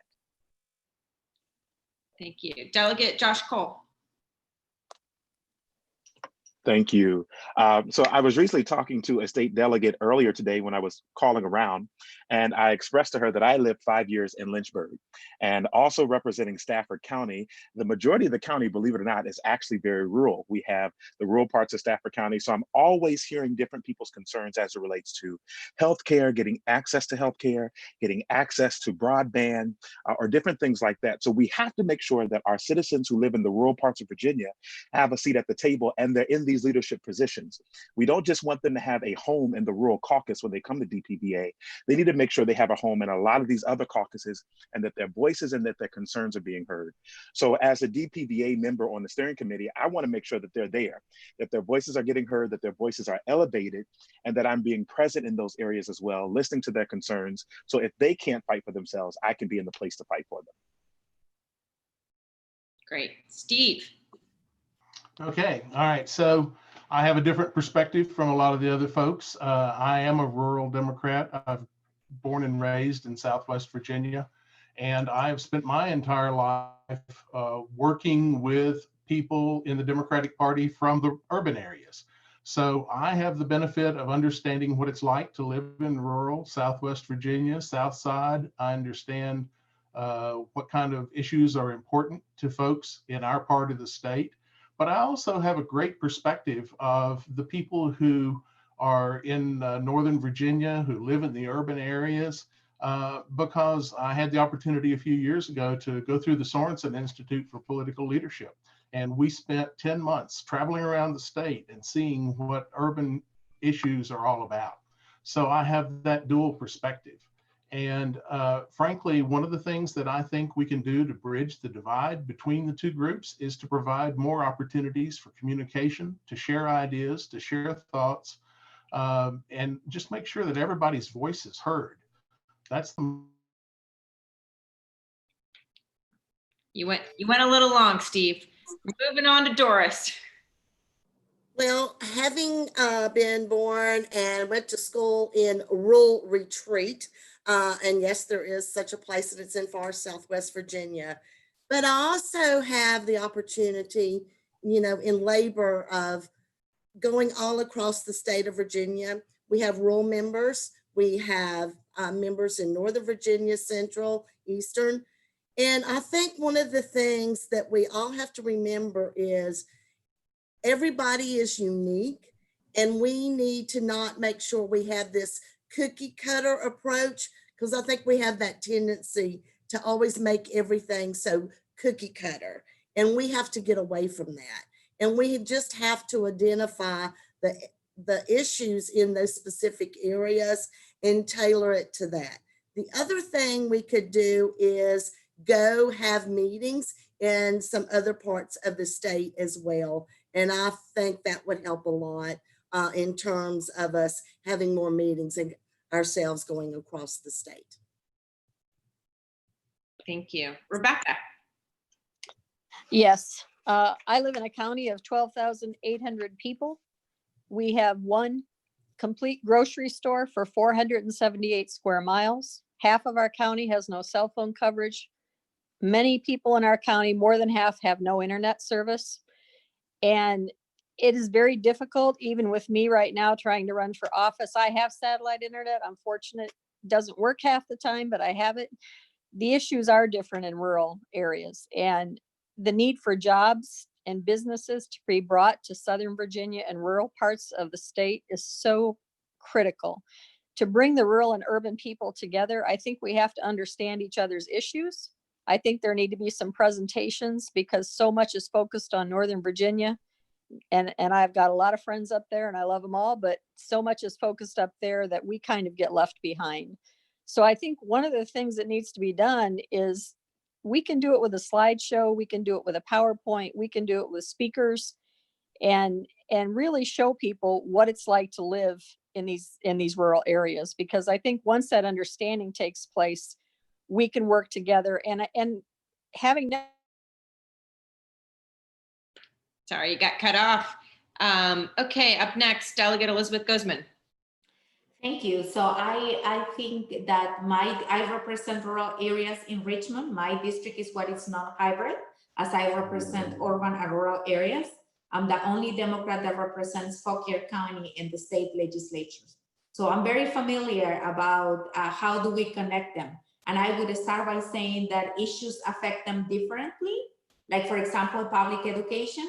While urban areas get more money for public education, rural areas get less money. As Rebecca mentioned, broadband access, but you need to address their needs. You need to focus on address what they need. And that's why we work with Governor Markham to have a plan to get broadband access through 2025. And I think that they want to be listened. They deserve to have their knock on doors as a candidate, to be the first Democrat to be at their door showing up. The amount of hope that I see, those Democrats turn into volunteers and then committee members, and we need to do more of that. Thank you. Morgan. Fantastic. I feel as though I already kind of answered this one, but a little bit perspective here. You know, as somebody who represents the Young Democrats of America, I know what it's like to represent people in the traditional flyover states and what issues are important to them. That's why, you know, here in Virginia, I've done tours of Southwest Virginia in the 81 corridor and making sure that folks are being heard. You know, I'm a graduate of the first class of the Virginia Progressive Leadership Project, where we were very much instilled in us to listen to folks and go where they are. That's why I make a commitment to myself and have been doing this for the last 5 years. Every door I knock on in Northern Virginia or an urban area, I knock on one in a rural area as well. So I'm not afraid to get out of my comfort zone in my own backyard to make sure we're going to where voters are and making sure that that message is being delivered. Esther. So my day job, I run a nonprofit innovation hub where we mentor and support startups. And I'm actually currently advising a broadband company that is going to help solve this rural broadband issue. And so, you know, we're working closely with our partners in other parts of the state. And I would say also, you know, we're looking to, in the last 30 to 40 years, almost all net new jobs in this country were created by entrepreneurs.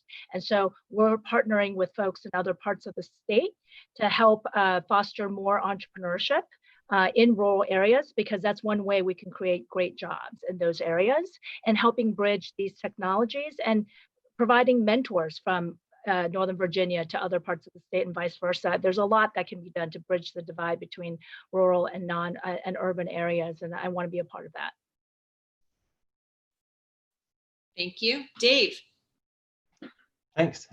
When I was a kid, my grandfather would take me around rural Oklahoma with him in the water district in McIntosh County and taught me the importance of shaking hands, listening, and talking to everybody. We got away from that with the technical efficiencies of canvassing from the Obama campaign. And we have to come back to a place where an algorithm is not deciding whether you're worth talking to or not. We need to canvass everywhere. We need to talk to everyone. And we need to canvass outside of election times. People need to hear from us at times other than when we're just asking them for a vote. That's not sufficient. We have to talk to everybody. We have to listen to their problems. And I will say that as a party, we need to enable rural committees to do that outreach themselves. And I'm endorsed by the chairs of the rural committee, rural caucus, because of my work to help them and help the committees in the rural areas. Thank you. Mike.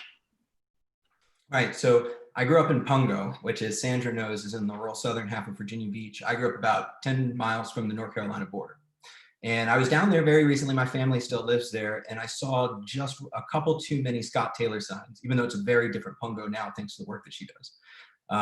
I have to say there's probably one political party answer, there's one policy answer. So on the political side, I live in Northern Virginia now. We have money and organizing energy that you couldn't dream of in Hampton Roads. And we should be making a point to activate that energy and those financial resources and send them over to Sandra. You know, show up, make sure that they know that we care about their lives, care about those issues. And that's part of the policy answer. We have to advance an economic agenda that includes a partnership economy model that links different regions of Virginia together more tightly. We have one of the largest natural ports in the world, centralized infrastructure. We've got high tech, we've got world-class universities, we have manufacturing capacity. Our company can do all of its activities in Virginia. I'm the vice president of a manufacturing company. We could do everything we need to do right here in Virginia. So I think we go out and tell that story. Okay, you've gone over time, so we're moving on to a team up. Hello. So I think ways as a member of the DNC and on steering and central to bridge the urban and rural divide. It's one of the things that I did during my 4 years on the steering committee, which was just traveling to other parts of the state. I grew up in the southern part of the state, so I go down there to visit family, but I use it also as an excuse to go down to the Hampton Roads area, going over to Northern Neck, Middle P, attending some of their events, sponsoring some of their events, just hearing some of the things that they're doing in their communities. You know, ensuring that they're getting the resources they need to organize. There's always a story every election cycle about not enough campaign signs, not enough lit, not enough time from the candidates coming down, and really actually thinking as a party and working with the coordinated campaign on how we can make sure the rural areas are getting the attention and support they deserve. Also organizing there all year round, as we do in Northern Virginia. We have it down to a science. Why can't we do that in other areas and train and hire organizers who can do that? And learning what messaging that is the Democratic Party that would be consistent and work in rural areas without actually changing the basis of our character as a party. There's plenty of messages, especially healthcare and the economy. Okay, up next, Kaine. So I ran countywide for treasurer last year in Loudoun County. Half of Loudoun County is rural. The eastern side is urban, the western side is rural. And many people told me, Cannon, don't spend your time on the western county. You know, it's hard to campaign. Yes, the homes are apart, but I did my best. But what was fascinating to me was I could know the issues. And I'm so glad Rebecca talked about high-speed internet. 70% of world's internet traffic goes through Loudoun. You go to Waxpool Road, where all those data centers are. You go 15 minutes to west, there is no internet. So I talked about it in the last campaign when I ran countywide, saying, how is that possible? And what are we doing to solve it? One of the things that I have always tried to do is show up on July 4th parades on Western Loudoun. We have to show up there. We have to be there.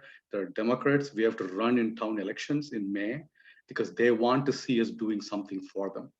I think without that, we don't get the credibility that we do something for them. I think also the last thing I would say is that without just visiting Western Loudoun, I always tell my friends, let's go understand their issues. Because if you don't understand their issues, then we don't solve anything for them. Okay, sorry, we're moving on. Boyd. Hi, yeah, so at the beginning of the pandemic, I moved to my weekend house in Marshall. So I've spent a lot of time since then out in rural areas. Out there, we had a candidate, Laura Galante, who was running for delegate, and her slogan was "The future is rural." And now with the pandemic, I think we found out that a lot of people can, especially if they have internet and broadband, they can spend time in rural areas. So there's going to be a lot more, I think, interaction between rural and urban people. So I've worked with the Alexandria Democrats, and they have Dems to Go, where they went out to rural areas and knocked on doors. And that's so important. There's also people like Sam Roussel, who's endorsed me, who's had a program to talk to rural voters, and Anthony Flacaventa, who ran for Congress. And then the last thing we need to do, of course, is elect people to Congress from those rural districts who are Democrats who can represent those rural voters. Great. Mika. Okay. So yeah, I live in Charlottesville, Virginia. And so I don't know if it's urban or rural. I think it's kind of a combo, but I worked at the UVA hospital for a while, 4.5 years. And it's just very apparent, the disparities. And I think bridging any divide, the main point of that is listening to people and hearing what their issues are, particularly when I was working at the hospital and I was a unit coordinator. So people with head injuries, I was working on a neurology unit, they would just sit the patients in front of me to just hang out for a while. So, I mean, it's just kind of getting to know people and what their issues are, and healthcare is one of them, and that's why I kind of liked. Well, I love the fact that Bernie Sanders had been working with Jim Clyburn on the community health centers. I think that is an important thing, and investing in infrastructure. Like, oh, is that my time? Great, thank you. Okay, we are now done with this round of rapid fire. So we're going to go back to some longer questions. And this next one is going to go to Esther, Kaine, Mike, and Micah. And that is, and again, I'll call you out when it's your turn. What do you consider to be something that you bring to the DNC that others may not be able to? And first up is Esther. Yeah, so I've been blessed that I've had a number of different careers. I guess I'm still trying to figure out what I want to be when I grow up.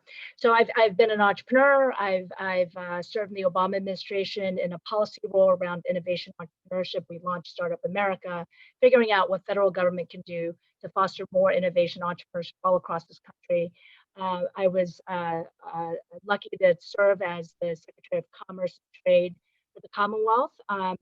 And help bring 20,000 jobs with HQ2 with Amazon, which was in economic development terms a big win for the Commonwealth. And now I run a nonprofit where we help entrepreneurs and small businesses thrive and create jobs. And that's what I'm most passionate about. And I would say, and as an immigrant and as a mother, I've been involved in multiple causes, and starting in college when we protested for the Rodney King verdict. And so I think I bring a very a unique set of experiences. Probably nobody on this call, we're all unique, has had those experiences. So I hope that the DNC, we're a big tent party. That is the reason I'm a Democrat. And so I think those different experiences give me different perspectives, and I hope to add that. And I haven't spent my entire life at the state party. And so I have a lot to learn from all of you. And I think that, again, in the steering committee of DPVA, I would bring a fresh and new voice. And I would want our party to do that, whether it's me or other people. Let's get more people involved in the party and engaged. And that's how we're going to win more elections going forward. Thank you. Up next is Kaine. Yep, I'm an immigrant who came here as a graduate student almost 30 years ago. I have a different set of experiences too. I have some unique experiences. I'm a finance professional. I've worked in the insurance retail sector for a long time, but I've been active in the community organizing. I'm active in NAACP locally in Loudoun. I've been active in local and state elections. I love understanding policies. I love understanding campaigns. So I bring a set of experience where I've seen things from different angles. And I think we all have different perspectives. We all have different experiences. Having run county-wide last year in Loudoun was an amazing experience for me, where I had to go reach out to the nooks and corner of Loudoun and where it made me realize the challenges, but also the amazing aspect of listening to people county-wide. And I think that's what I bring. I bring my passion, I bring my energy, I bring my innovation. And I think ultimately the Democratic Party is a party that governs. I am very passionate about good governance. And I actually have a small TV show called Coffee with Kaine, and I talk about good governance. So that's what I bring to the table. Thank you. Thank you. Mike, you're next. I know I want to catch the next episode of Coffee with Kaine. So of course, it's not lost on me that if I am elected, I'll be the very first LGBTQ member of the DNC from Virginia. And I think that experience, it teaches me something, and that's that I can't really advocate for other people unless I start by listening to them first. I'm one letter in LGBTQ. I have to listen to the other people in my own community in order to represent them. And that goes double, triple, quadruple for people who are in other minority communities. That's one of the reasons why when I started this race, it was with the commitment that I will reach out to every subcommittee and caucus representing minority communities across the Commonwealth before and after every DNC meeting. And not just to tell you what's going on, but to get your feedback. And not just to be available, but to reach out. You don't have to find me. I'm going to come and find you. I have other experiences too. I'm a blend of an organizer and also a businessman. I've started a small business. I see opportunity in the small business community to organize with them and give them a different alternative to the Chamber of Commerce. And I'm also somebody who's lived in Hampton Roads, Richmond, and also in Northern Virginia. So I have a cross-regional approach. I know these different regions are very different. And I also know sometimes we feel kind of disconnected. So another thing that I'm going to attempt to do is try to link all of us together by staying and reaching out, creating those relationships in constant communication there as well. Thank you. And Mika. So let's see, what can I bring to the DNC? In my current position, I work in the Dean's office at UVA, and people come to me with their problems and issues that they're experiencing on the department and program level. And I love the challenge of that. I love helping people solve their problems, addressing their issues, doing the research, figuring out the root of the problem, and if it's just a superficial problem, or if we need to solve something a little bit more deeper than that. So I like doing that. I like outreach. I like networking. These are just things that I think I could bring to the DNC. Thank you. Okay. Next, we will ask, this question is going to go to Lightman, Rebecca, and Jay. And this question is, what's one thing that you think the party can do one thing you think the party can do better to improve our reputation and status in the Commonwealth? And we're going to start with you, Dave. Thanks for the question. I have been on this kick for probably ever since the end of the Obama campaign. There was a social networking site called MyBo, if you guys remember it, and I helped run it on behalf of the campaign. Ever since then, we've we've lost a sense of community as a party, and it's started to diminish the brand of the party overall. And this is something I think about from a comms perspective. We've abdicated. First of all, the DNC has abdicated its responsibility for coordinating with the other committees on messaging and brand. When the DCCC sends out an email that says money, money, money, the DNC goes, that's the DTRIP. That's not us. That's not okay. We're all the Democratic Party. And we all have to be on brand and on message together. And anything that one committee does hurts the entire party when it comes to brand and message. We can't just be the party of, we want your money, we want your vote. We have to instill a sense of community. And that's the great thing about everybody on this call and all of our diverse and awesome representation here is that, you know, Bernie, Biden, Warren, Black, brown, white, Hispanic, we can all come together as a community. And despite the fact that we all may think very different things on policy, I think we all probably on this call are within, let's say, 70% of each other on policy. We exist as a community of Democrats, and we stopped at some point giving people a way to participate in that community. We need to enable technological solutions in this next presidency, hopefully the Biden presidency, where we can bring Democrats together online, in person too, but online, and help them come together as a community, communicate with each other and work together. And that way we can reestablish the brand of the Democratic Party and make people proud to say, I'm a Democrat first. Thank you. Rebecca, you're next. Okay. Actually, I think what Dave said are great ideas, with the exception that a lot of the rural areas don't have that social media capability.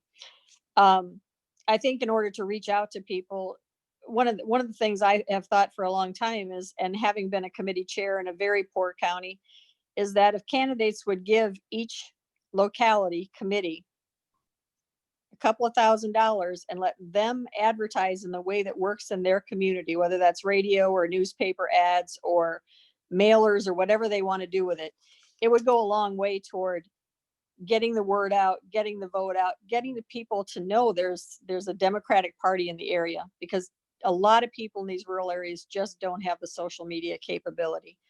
I think that would certainly help in unifying people and seeing that the party's giving something back. I mean, I think most of the time when we hear from the party, there's a handout asked for in it. And when you're putting in 30, 40 hours a week as a volunteer, to see that request when you know you're already donating and you're doing everything that you can do, it's a tough thing to see on a regular basis. So that's what I think would certainly put us on the map and make us more vocal in rural areas. Thank you. Okay, Jay.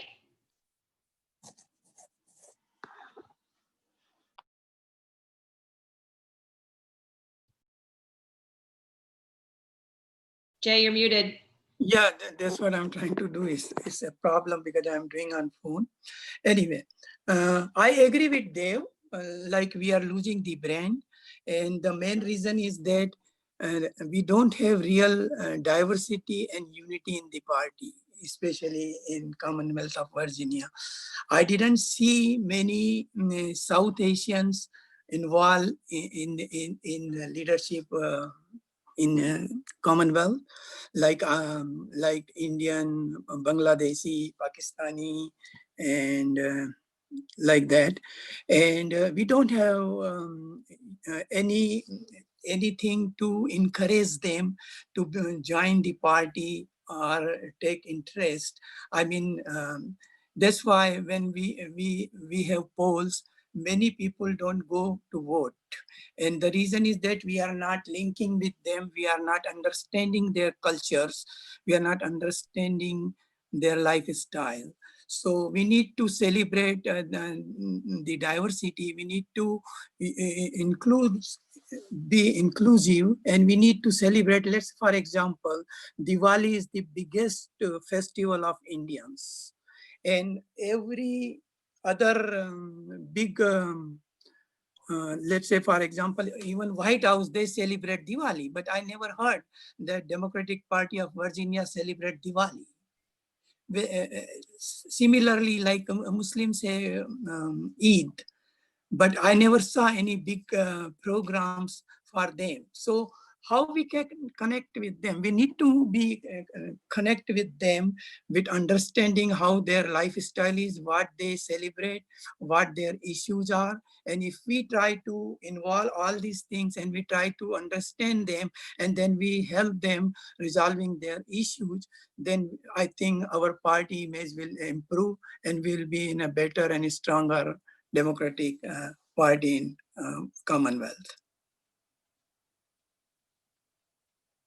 Of course, now I'm not muted. Okay, sorry about that.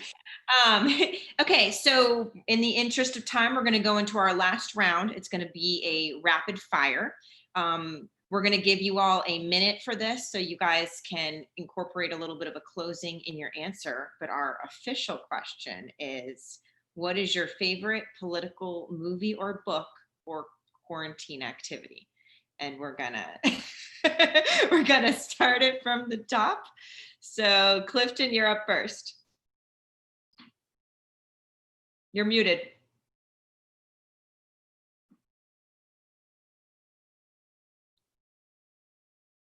You're good. Favorite book for quarantine activity. I guess you're talking about talking about fiction. I'm a Star Wars fan. And so when I want to get away, I listen to Star Wars. Now that relates to the question because I learn a lot from Star Wars.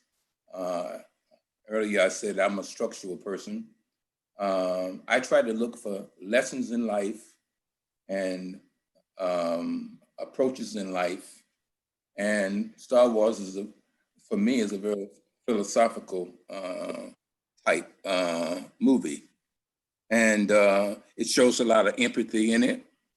And, you know, and a lot of different and varying ideas. How long did we have for this question? 1 minute, and this is to include your closing.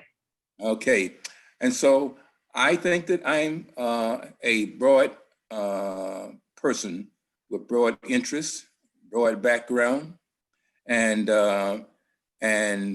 with a very important perspective. And that's why I'm running. As I said, I believe in openness, and I believe in being able to be transparent. And I have this thing that I talk about being able to say thank you. I say thank you to the people who have presented this forum. Thank you to the other people who've taken the time to participate here. Thank you for people who have supported me and the persons who have supported you. We are all part of a greater community, and community is the important thing that we. Okay, up next is Jay.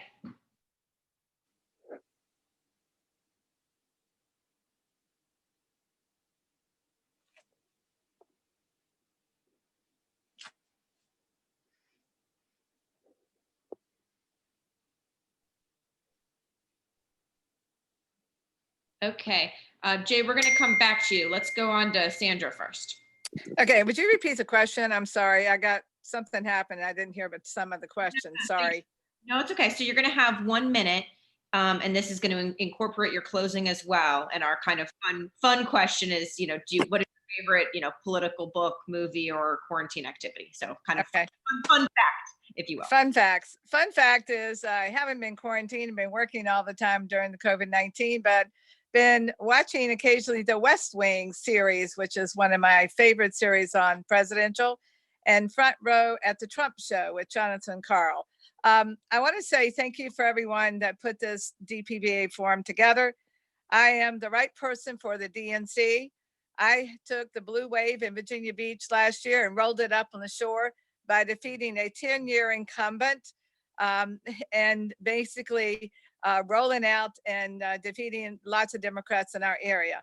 I worked very hard to get women elected, and I worked very hard in making sure that we get out the vote. I'm passionate about voter protection, and I would ask if you need to know more information about Sandra Brandt, please consult my website at sandrabrandt.vote. Thank you very much, and I appreciate your support on June 20th. Thank you. Jay, we're going to give you another chance if you can unmute.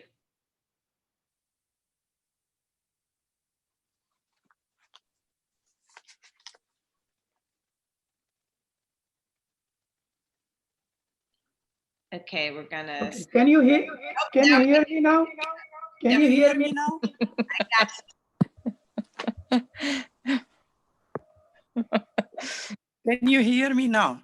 Jay, we hear you. You're good. Okay. Yeah. I'm not fond of movies, but I usually read books. And I have a big library where I have almost 500 books. So mostly I read books. And in quarantine time, I'm involved in many activities. Usually I have 2 or 3 chat with telephone calls and with Zoom. We have groups, so we talk about religious things, and we talk about other things also.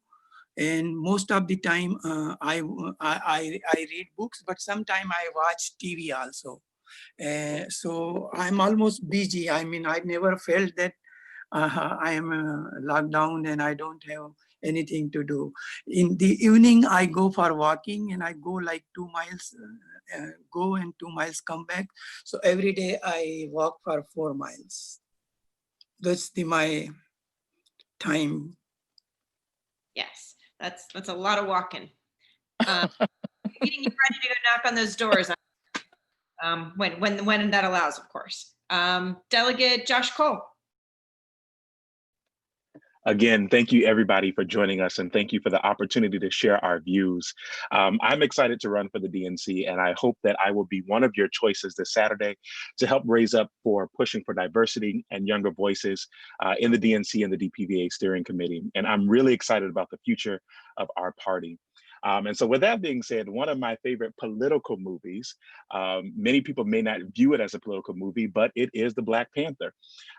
In this movie, we see T'Challa taking over from his father.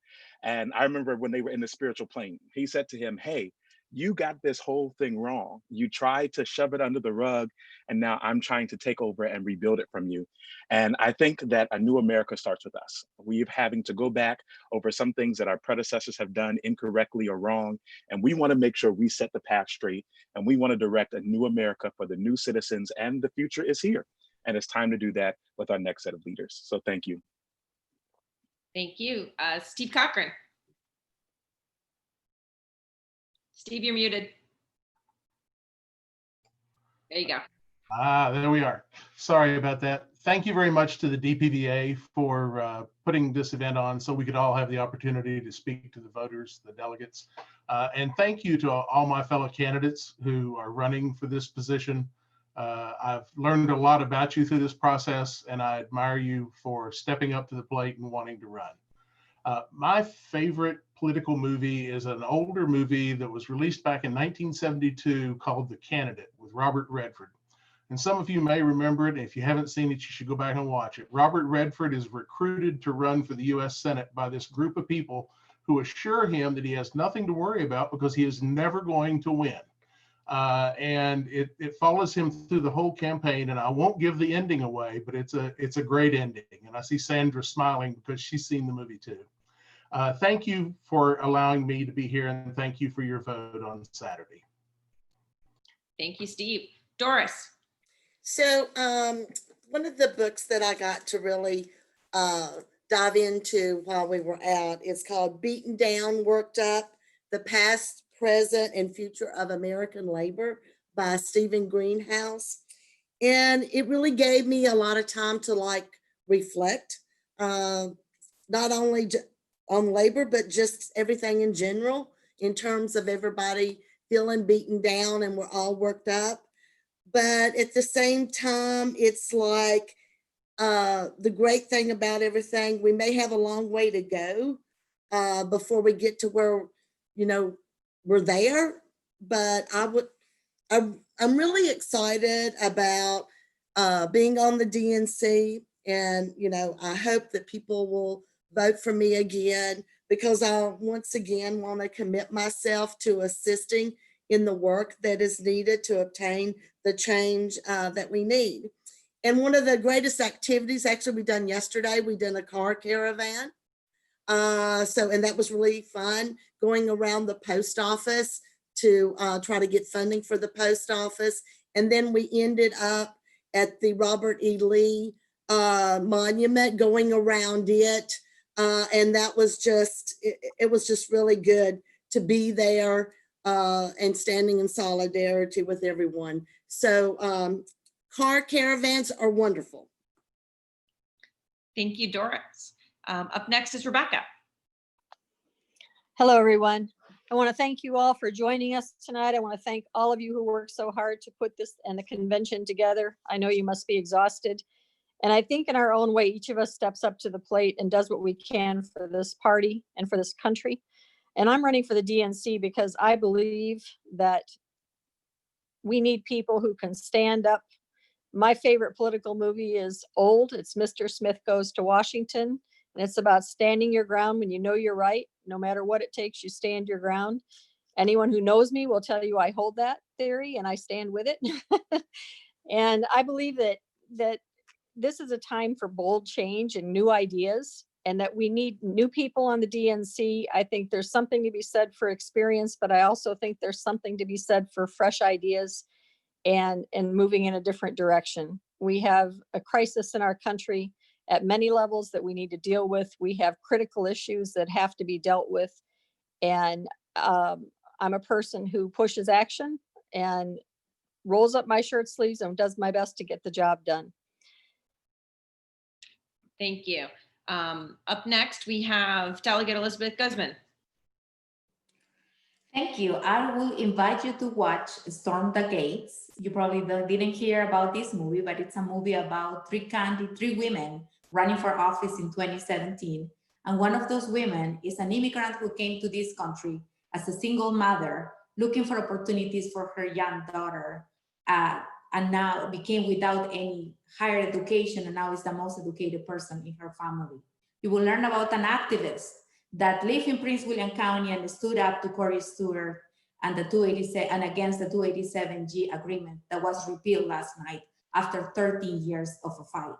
You will learn about an elected official who became the first Latina immigrant ever elected to the Virginia Assembly. But most importantly, you will learn about an advocate that will listen and will fight for the interests of the hardworking class of Virginia. I would like to take this opportunity to thank all of those who attended my listening sessions.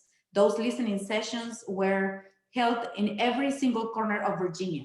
Every congressional district was invited to these listening sessions.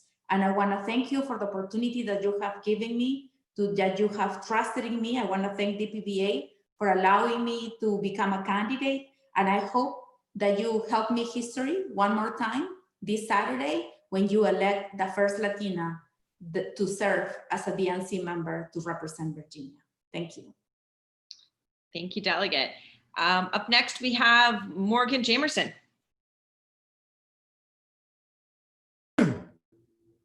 I love it when my last name gets an R in it every now and then, Becca. No, but seriously, one of my favorite political movies is a 1993 classic called Dave, starring a very young Sigourney Weaver.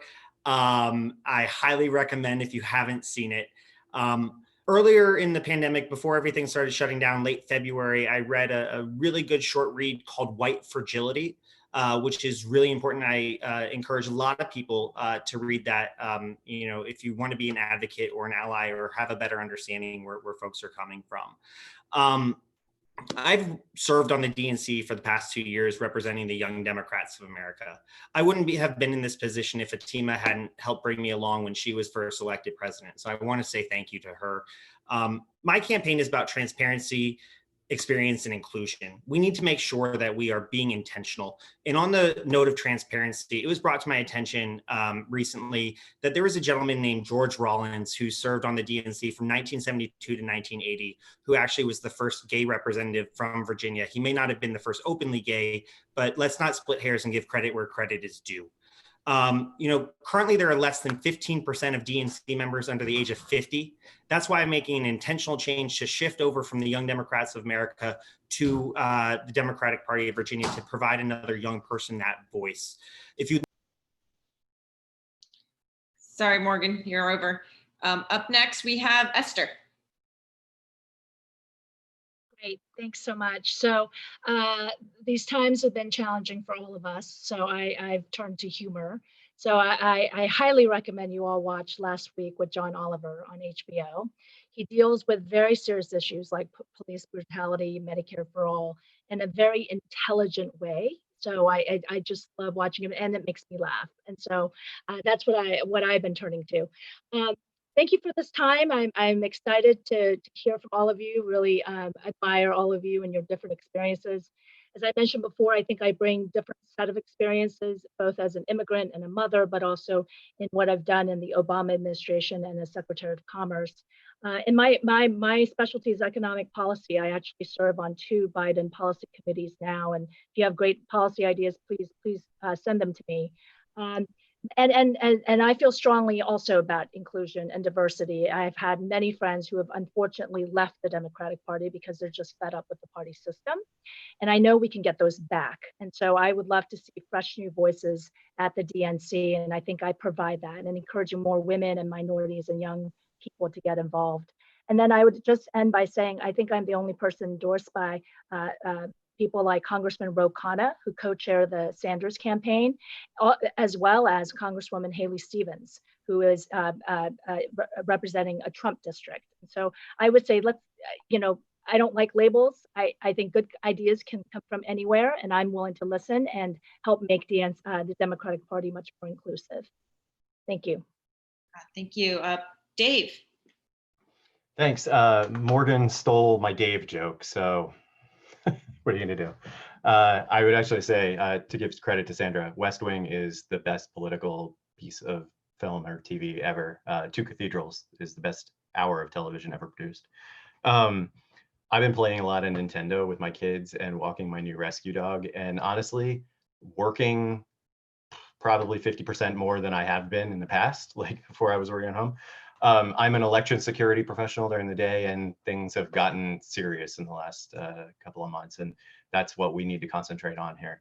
I want to be your voice for tech on the DNC. I encourage you to go to davefordnc.com to check out where I stand on many other things, like eliminating caucuses. And please vote for me on Saturday. Thank you. Thank you. Mike. Yes, so I think I got the same text message that Morgan got. So I want to start by apologizing to the memory of George Rollins for getting that wrong. Favorite political book? Nixonland. I'm a nonfiction reader, and I think that it really speaks to where we are right now in the country. There's a lot of similarities. It also tells us where we could go if we don't get this moment right. So if you're out there and you're thinking right now, how can we bring new people, especially young people, into the party? Or if you're a young person or someone else and you're wondering if there is a place for you in the party, I want you to know that that's what this campaign is all about. So if you want to know what specific actions that I will take as your DNC member to advance our goals of inclusivity and transparency, you can see my plan about it on mikefordnc.com. It starts with establishing a welcoming and inclusive culture, starting right at the top. It's investment in tools to link us together. And it's a commitment to transparency that goes beyond just being available, but focusing on outreach. If we do that, we win not only this presidency, we can win future elections. We also make room in this country for progressive reforms that we stand for as a party. That's my vision. So if you believe in that vision and that this is our moment, and it's a moment that we cannot let pass us by, then I ask for your vote on Saturday and for your help in building a stronger and more inclusive Democratic Party. Thank you. Up next, Atima. Hi, everyone. So thank you all for joining this evening. One of the things that I think some people have already figured out that I quite enjoy, I found myself enjoying doing since bars were closed for a while, I was actually learning how to craft cocktail make. During my travels across Virginia, I learned a lot about the wineries, but I also started visiting some distilleries. We have a great growing industry that has produced vodka in Virginia Beach, lots of bourbons and ryes in Loudoun with Catoctin Creek. as well as reservoir enrichment. And so I use a lot of those to make some good old cocktail standards and even some new cool ones. So I sometimes post them on my Instagram if you ever want to follow. And also political movie I would say I would like, I always have a bunch, but the one that always comes to mind, especially in this last 4 years, is Star Wars Rogue One, which is the prequel to episode 4, which is essentially the rebellion against the Empire to get information to the rebels to basically fight them until the end of victory in episode 6. And I really love that because that really reminds me of sort of the years that we're in right now, really fighting against Trump. And that is a theme of me and who I am as a person. I'm the daughter of 2 Black immigrants, grew up in Virginia. My parents encouraged me to give back to the place that I called home here politically. That's Virginia, that's the United States. And I worked in the Democratic politics because I wanted to get our issues and the issues that I care about at the table and bring underrepresented communities into politics. That got me into Young Dems, that got me here at the Democratic Party. I served the last 4 years on the DNC, and I would love to earn your vote to serve another 4 years. Thank you all again. Please send me more emails if you have any more questions, and I'm sure I'll be reaching out in the next couple of days before the vote. But you can check my website out at www.atimafordnc.com. Thank you. Up next, we have Kaine. Hello, everyone. Again, thanks to DPVA for putting this wonderful forum together. Thanks for everyone for running. It's wonderful to run with all of you. I agree with Dave. You know, we're all working so many more hours, and I can't get away from Zoom. And when I try to get away from Zoom, you can't get away from Zoom because it just comes around you. So I'm a big data person, so I love looking at the polls of the 6 or 7 swing states all the time. 538 Politico, you know, I'm a data junkie. My favorite political movie, All the President's Men. It's an interesting thing of what happened in Washington Post and how the whole thing happened with Watergate. So as far as my closing, so I want to, emphasize that, I'm an immigrant. I know how hard it is to do outreach to communities. I bring that to the table. I'm a community activist. I want to help expand the party base. And I also took a 24-year incumbent Republican countywide last year. That was a very interesting, very insightful experience. I bring that experience also to DNC. I have 2 issues. We all care about a lot of issues. I have 2 issues on top of my mind. One is healthcare, which I'm passionate about. I think we need to move to Medicare for all sooner, quicker with what's going on around us. I think it's high time. The second is voter access. I feel so passionately about voter access.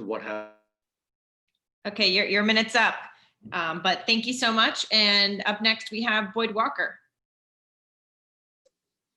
Hi.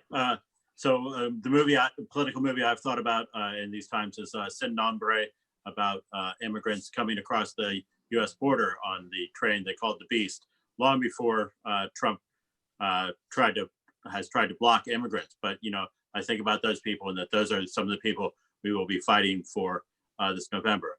I also think I got this book, Inherently Unequal, about Supreme Court and how they followed up and turned Jim Crow into laws and supported those laws from 1865 to 1903, and how our Supreme Court in the last couple of days made a couple of surprising decisions protecting homosexual and trans people, and also their decision today to protect DACA people. And so just how important this next election is going to be for everybody. So I really want to be a member of the DNC to right after the convention.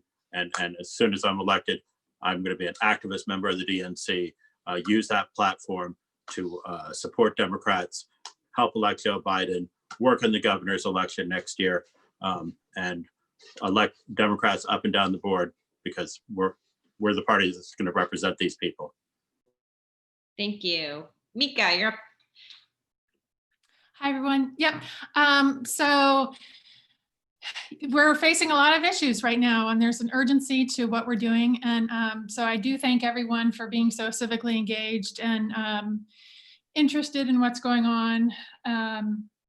And thanks to everyone who's a candidate. It's been great from hearing from everybody, and also Becca and all of DPVA for organizing this opportunity.